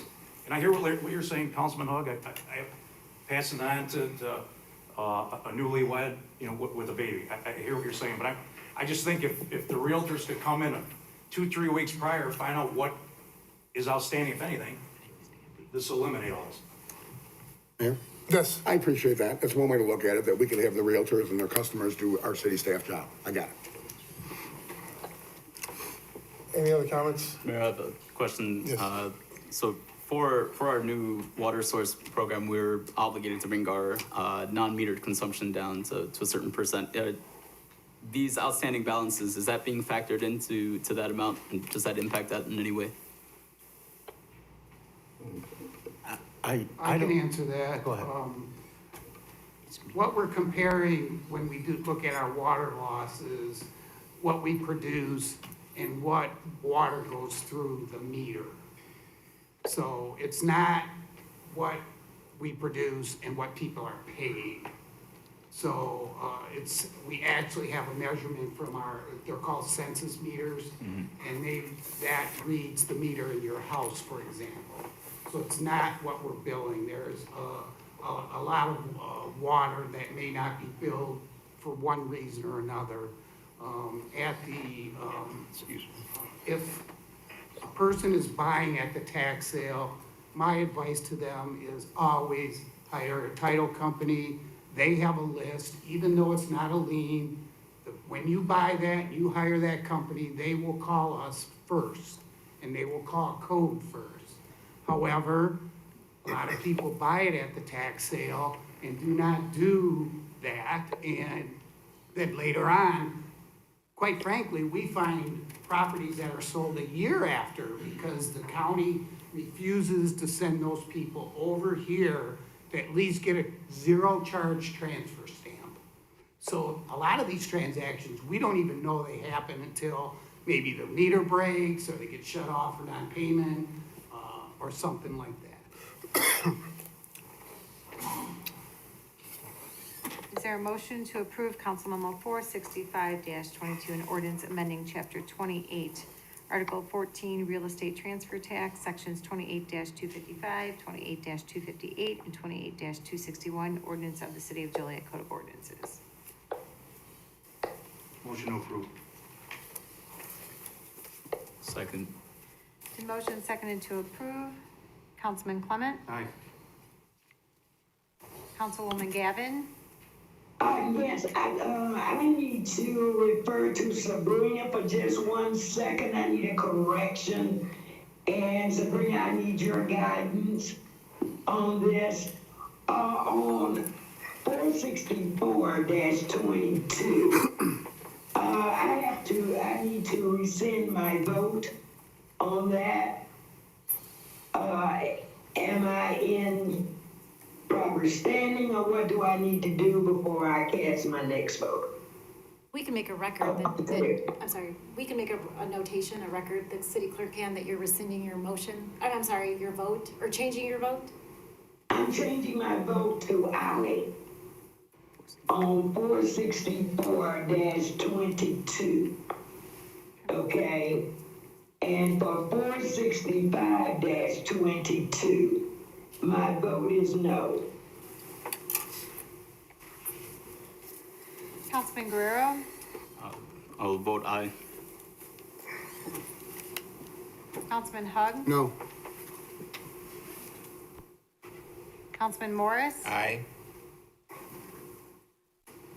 Councilman Mudrin? No. Councilwoman Coleman?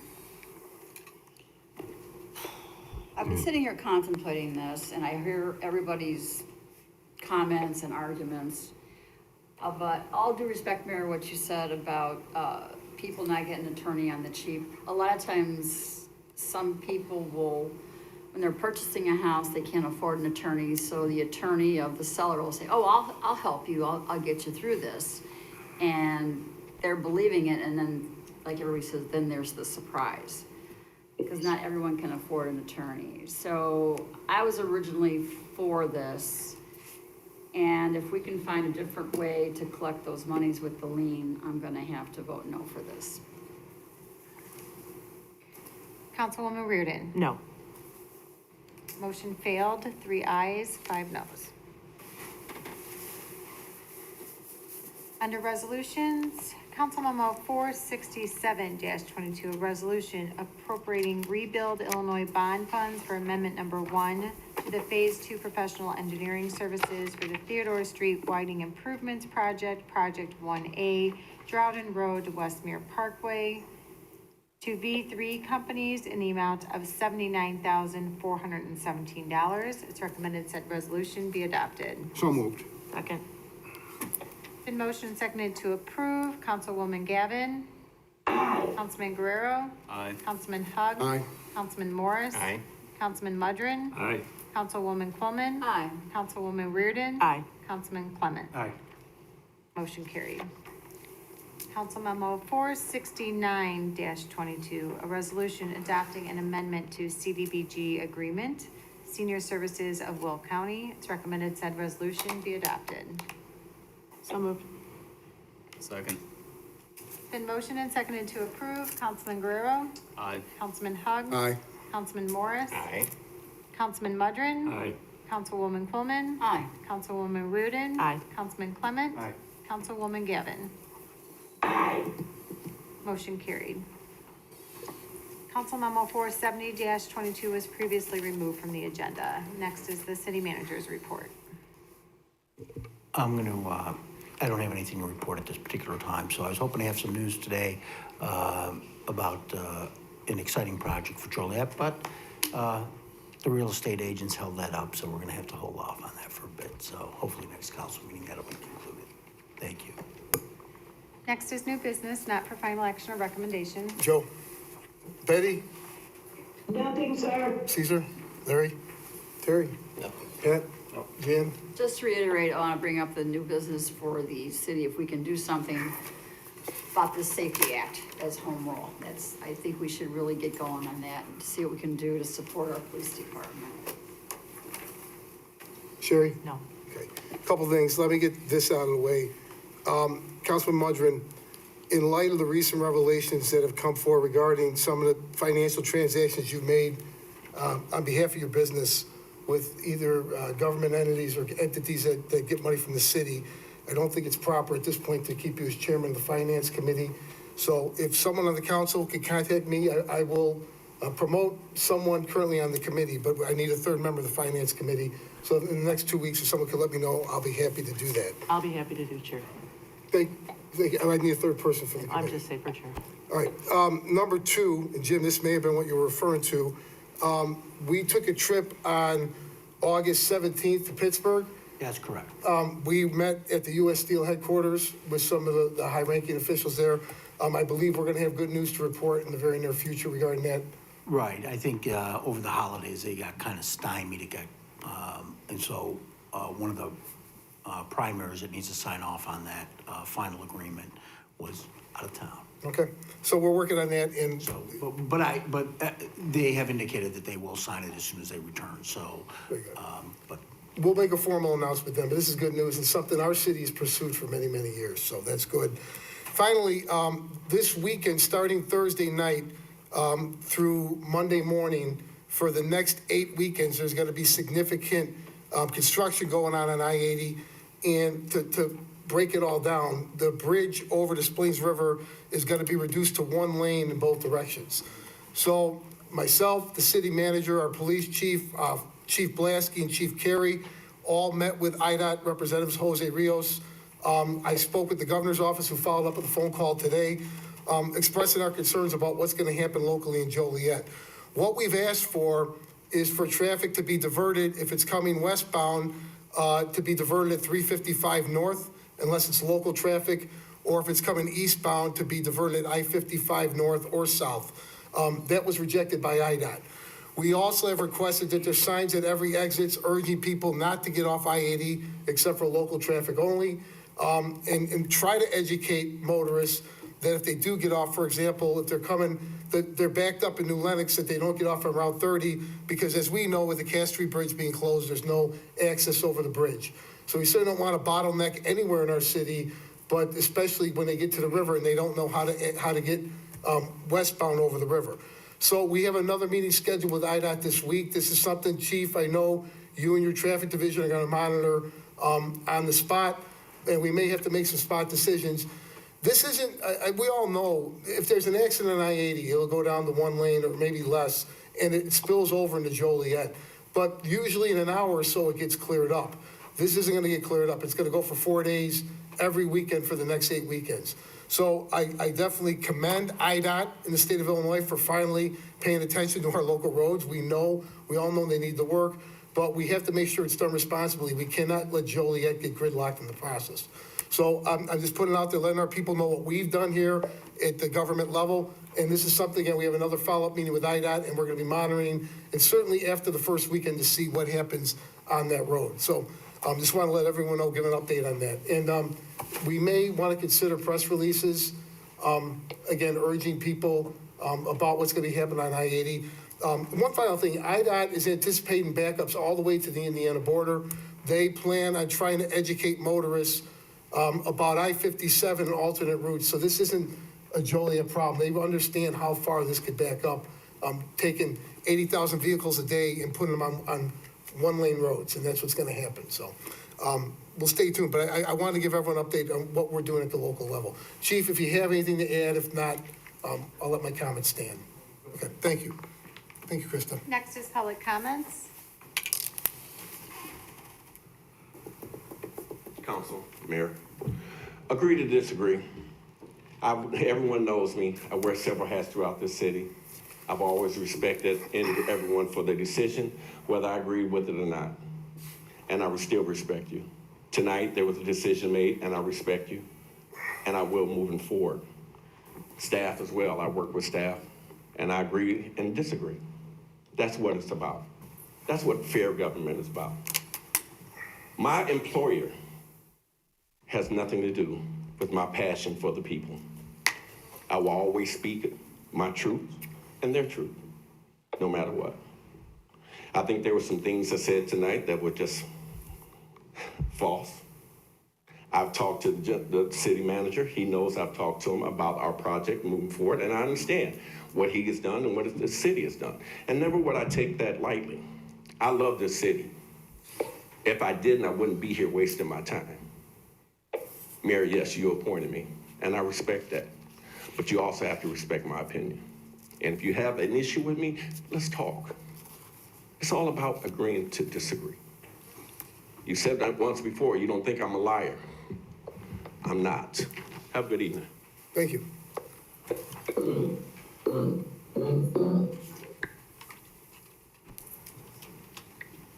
Good evening, ladies and gentlemen of Joliet. My name is Seth Norcross. Born and raised in Joliet. I was a veteran for 5 years in the United States Marine Corps. I worked for my father, downtown Joliet, Bar and Carol's Appliance, and I'm also a pastor. I love the city of Joliet. I moved back in 2019. However, I'm a concerned citizen. In June 17th of this past year, I was at the county clerk's office. I was there for the proclamation of the raising of the gay pride flag over a government official building. And there's also this coming month on the 17th there at Bicentennial Park, there's a gay pride event that they're gonna be doing, and then an after hours event that's only for 18 and up because of whatever explicit stuff they will be doing during that event. And I'm here not to argue against their right to do these things because I fought for our country. We have the freedom to do what people want to do. However, I am here to question why we would support sexual immorality, for which is the cause and destruction of so many lives and homes. I've been pastoring for 9 years and pastored for 6 years in the city of Raleigh. I do youth teenage events. This past year, we had 130 teenagers. It's a teen boot camp. And a lot of these kids, their problems root back to their home and sexual immorality. And so the issue is that God is the ultimate moral authority, not man. And I always ask people, when does sex become immoral? Because there's a moral standard that God made, not man.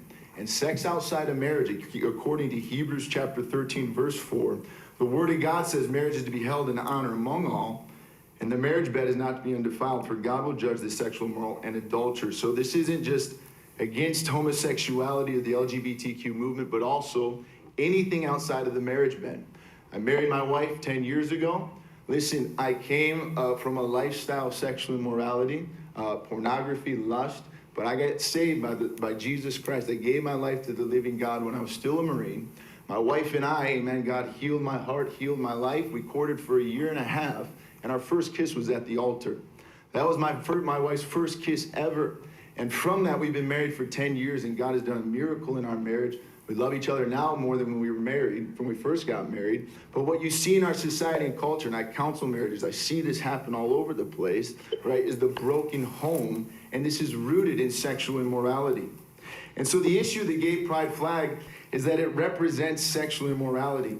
And so the explosion of sexual immoral sin has taken over our country, and we are dying from within. And our kids are no longer influenced by men and women of character, but by TikTok, Jay-Z, Hollywood, and MTV, which they have no regard for sex. And no society can long endure or take a loose view of sex that has proven historical fact that Edward Gibbon, in his book, The Rise and Fall of the Roman Empire, listed the causes of the fallen Rome in order of their importance. And number 1 on the list, he said sexual immorality. In fact, he said it led to the downfall of Greece, Egypt, and Babylon. And it may as well be the sin that is going to destroy our nation. In Jude 1:7, the Bible says, in Sodom and Gomorrah and the cities around them, in a similar manner to these have given themselves over to sexual immorality and gone after strange flesh, are set forth as an example of suffering and vengeance of eternal fire. But listen, sexual immoral sin destroys the home, but there's hope in the gospel, for the Bible says that God is the God of hope. And the cure to our city does need it. It needs help, it needs hope, but it's only going to be found in Jesus Christ. And so Jesus can redeem the broken home. He created marriage. He's in the business of healing broken homes and broken lives. But that cannot happen if we continue on this path of glorifying sexual and moral sin. And by flying the gay pride flag on our government buildings, stamping our approval on the behavior that sin destroys, whether it's homosexuality, fornication, sex outside of marriage, or pornography, or anything in between, it brings destruction. I appreciate our city council. I'm glad I don't have your job. I do pray for you guys, and I appreciate you guys this evening. Thank you. Is there anyone else that would like to speak?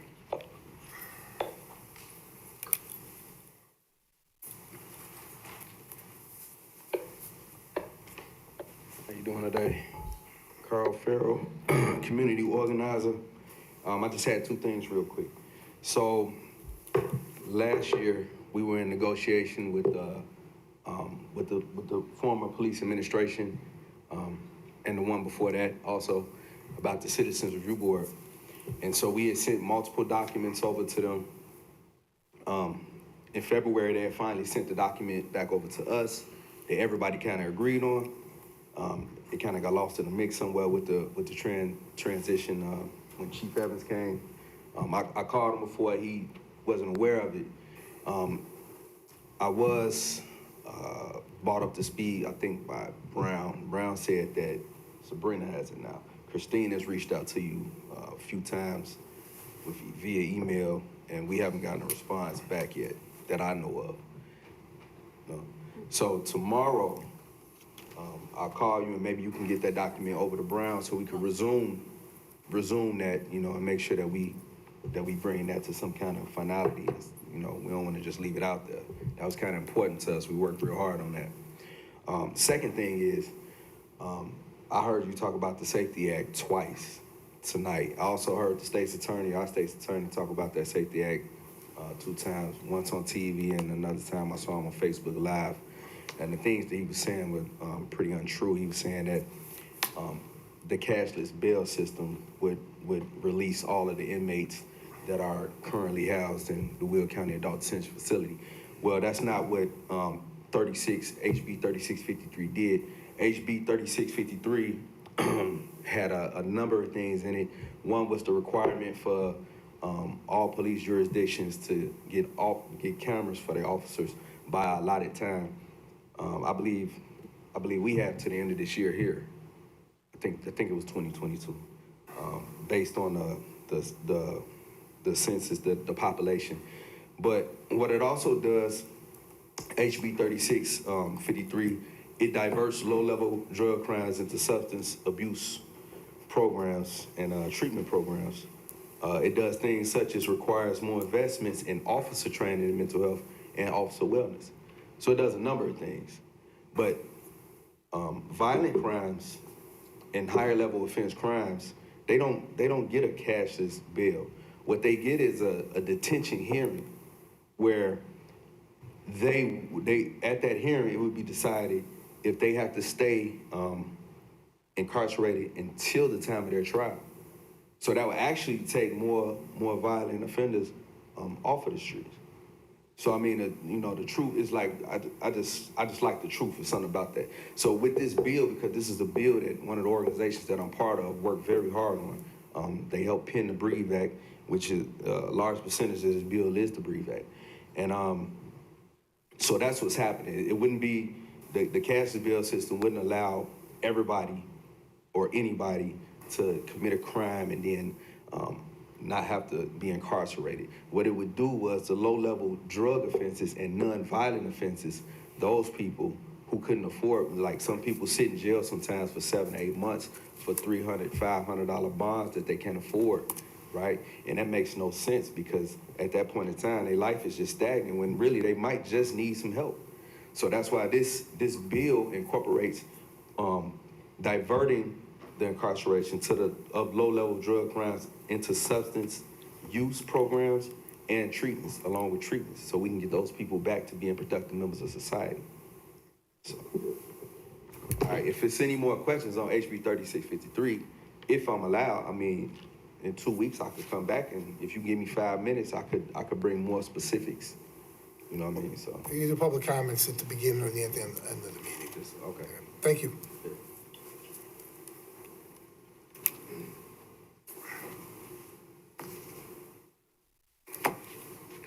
Hello, my name is Ethan Harris. I actually work with Seth, the pastor that spoke, and I wanted to come up here and just let you know that I am a living testimony of some of the things that he's talking about.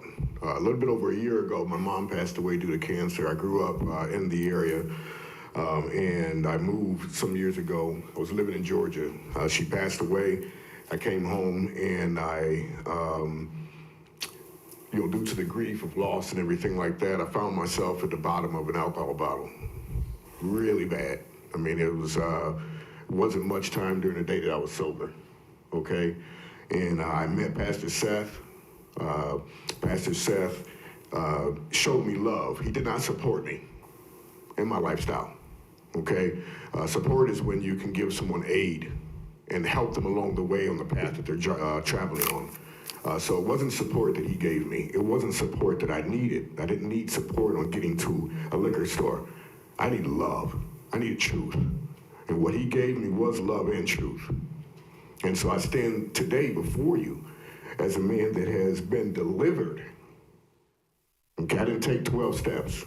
I took 1 step towards deliverance in my faith. And that was truth. And sometimes truth may hurt. Sometimes you may have to be honest with someone and tell them. It may hurt. It may not always be agreeing with a person. But one thing that man didn't do is pretend that I was on the right path. Okay?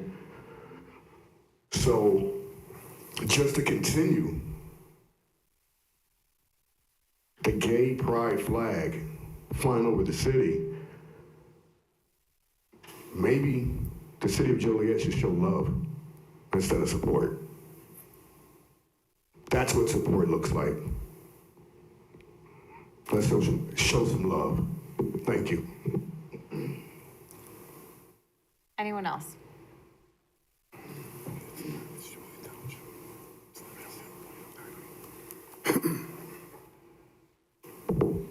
How everybody doing? My name is Louis Jackson, and I just want to say I'm nobody that knows somebody that just want to tell everybody.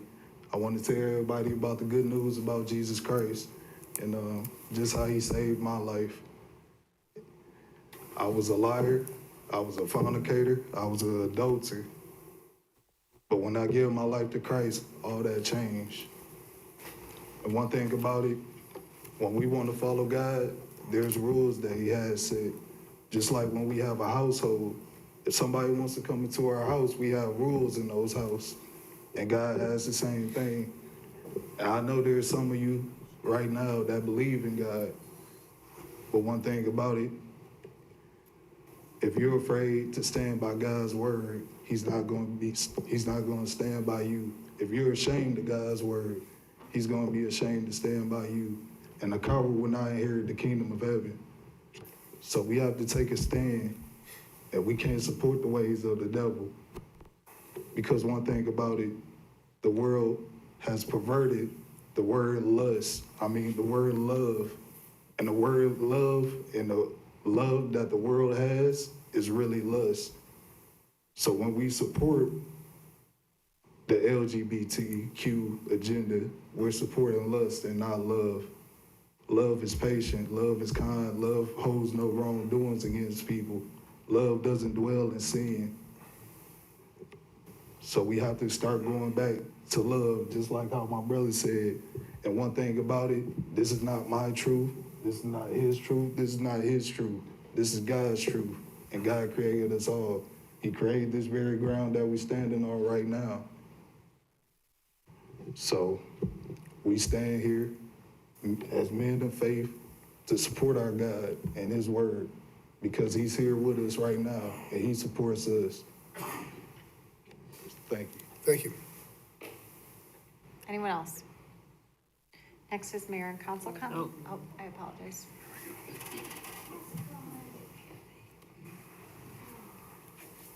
Hello, council people. Yeah, you know me, it's Kathy on Vetter Road. And last meeting that I was at, I had gave pictures to Jan about the roadsides, about the weeds. And nothing has been done. The weeds are still there, and the weeds are getting so big that they're coming out on the roads. And my neighbor, we tried mowing it the other day. Last week, we tried mowing some of these weeds down. They're just too big. It's, hurting his mower. His mower's having a hard time trying to mow it. And, who's responsible for it? I had called Eve about and they said that I had to, or the legal department said I had to file a report of a customer, what was it called? Citizens versus North Point. Citizens and Complaints versus North Point, requests. I requested that, and still nothing's been done. And so that's ongoing. We want these weeds mowed in front of our house because it's very ugly. And secondly is about the drag racing, that's still going on. I've been having where a few times I've been going home at night and I have had Joliet cops following me home. I'll turn the corner and I'll look in my rear mirror and notice that there was a Joliet cop that was following me. And I don't, if they're doing that for my safety or what, I don't know, but, as we went down the road and went by, there were kids there with their stock cars down there. And so the Joliet cop did turn around and go back down there toward them, but I don't think any arrests or citations were made or what, I don't know. But the other day, I was at the gas station, that's last night when a few nights ago, last week, I think it's Friday night, or the week before, no, it was a few days before last week, and cars came down to the gas station truck stop thing at the end of Vetter Road and Center Point Way, and these cars came in the parking lot. One of the worker girls that I know up there at the gas station asked them where they gonna be racing at. They said, "Oh, we don't race, we're drifters." So with the big scene of what happened in Chicago that weekend before, the cars doing the drifting around that made the news in Chicago, well, now these drifters are coming out here. One of my friends noticed and seen that they were doing drifting at the end of Vetter Road, doing the circles. That's when they do the donuts. So now we're getting drifters, not only just drag racers, but now the drifters are coming out here. So need to get that, and I don't know what, we gotta get something cracked down to stop these drag racers. And now drifters are coming to our area. And one more thing is like these young kids that work in these places, like at McDonald's, young kids are getting to be annoying to where they want to sit there and piss off the older disabled people. I had an issue at my McDonald's that I go to where these young kids irritated me and nothing I could do about it. Managers don't want to do nothing, but these young kids are sitting here annoying us old people, and that's not right. So thank you. Thank you. Mayor, is that Center Point down there is responsible for those weeds on that Vetter Road? I think it's in the county, where she's the talking county? about, but I haven't looked at the weeds. I was told it was township, but I'll double check. We need to get that down, because if it's theirs, it's not ours, it's theirs, they need to take care of it. It's a shame that Joliet Township Chairman left. Yeah, speak up. I said it's a shame that Joliet Township Chairman left before this.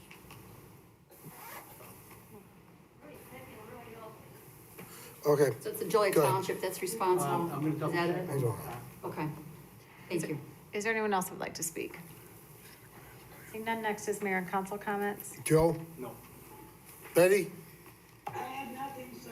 Caesar? Sure. I just want to take this moment to publicly reaffirm my position as an ally. And for anybody who's at home watching and maybe feels a bit uncomfortable, I hope you all know that I'm a safe person to talk to, safe person to come out to. And while I may not understand your experience, I'm in no position to judge and in no position to invalidate it. So that's it. Larry? Nope. Terry? No. Pat? Nope. Jan? Just a quick announcement, the Cathedral Area House Walk is back this year. It's gonna be a little bit different. It's gonna be on September 10th from 12 p.m. till 10 p.m., 10:30. From 12 to 3, you'll be able to visit the homes. It starts at, everything's on Buell, the 600 and 700 block of Buell. There's 5 homes to visit. And they're gonna have a speakeasy in the middle. Well, it's something different this year. So you can go to Kappa Joliet to ask about your tickets, or you can go to Eventbrite for the Cathedral Area House Walk, or you can be a walk-up and go to the 600 block of Buell where the tent will be, and you can purchase a ticket for that evening. And the houses will be toured from 12 to 3, and then after that, you can stay for, there'll be music and cocktails at the speakeasy on Buell. Again, that's the Cathedral Area House Walk. So they're trying to do something different this year. So go out and have some fun this Saturday night. Sherry? All I want to say is thank you to everybody that helped organize the Blues Brothers event at the prison, the volunteers, the people that attended, Dan Aykroyd, Jim Belushi. It was such a great time. If you didn't come, I'm sorry you missed it, because it was a really fun time. So thank you. Thank you. On August 18th, the Water Commission had an event, the unveiling of the name of the Water Commission. There are a number of elected officials there from all over the county, including federal officials, Representative Underwood and Representative Foster. I want to thank all of them for coming out, and the mayors of Shanahan, Shorewood, Manuka, Crest Hill, and Romeoville who joined us. Again, Allison, thanks to you and your staff. It was a very nice event that was had at the courthouse, so thank you to them. That same day, Castle Law had a ribbon cutting. I want to thank Castle Law for their investment here in Joliet. That same day, I threw out with Chief Evans, who threw a strike. We threw out the first pitch at the Slammers game. It was a back the blue or law enforcement night for Slammers. So I want to thank them and John Wilson for the great work they're doing there. I have spoken with Mr. Wilson. He has good news about the attendance totals and what's going on this year. So he'll be coming from the council soon. I agree with Councilwoman Reardon about the Blues Brothers event. I think it was hands down the best event that's happened at the prison since we started this process 4 years ago. It's great to see post-COVID, the momentum is back. The money that was generated can be reinvested back into the prison. It's been a great Joliet story, a great community story. And again, thank you to everyone who volunteered and came out that night, either as a patron or as a volunteer. On September 1st, Chief Blasky officially retired from the fire department. There was a brief ceremony at Station 1. I want to congratulate Chief Blasky, wish him the best in his retirement, and congratulate Chief Carey on his appointment. And then finally, before the council meeting tonight, I was invited to the Musa Tapas Bar at 158 North Chicago. It's the latest that's coming in from Bill and his wife, the Cut 158, Hamburger Saria, Rosemary's Cafe owners. I was very impressed with the menu. I think they're going to do terrific there, and I encourage people to go and check them out and support the local business. That's all I have. Is there an executive session tonight? Yes, there is. Okay. Is there a motion to go into closed session to discuss personnel, collective bargaining, land acquisition, or conveyance, pending or threatened litigation, after which the meeting will be adjourned? So moved. Motion seconded to approve. Councilman Hug. Aye. Councilman Morris. Aye. Councilman Mudrin. Aye. Councilwoman Coleman. Aye. Councilwoman Reardon. Aye. Councilman Clement. Aye. Councilwoman Gavin. Councilman Guerrero. Motion carried. Did you-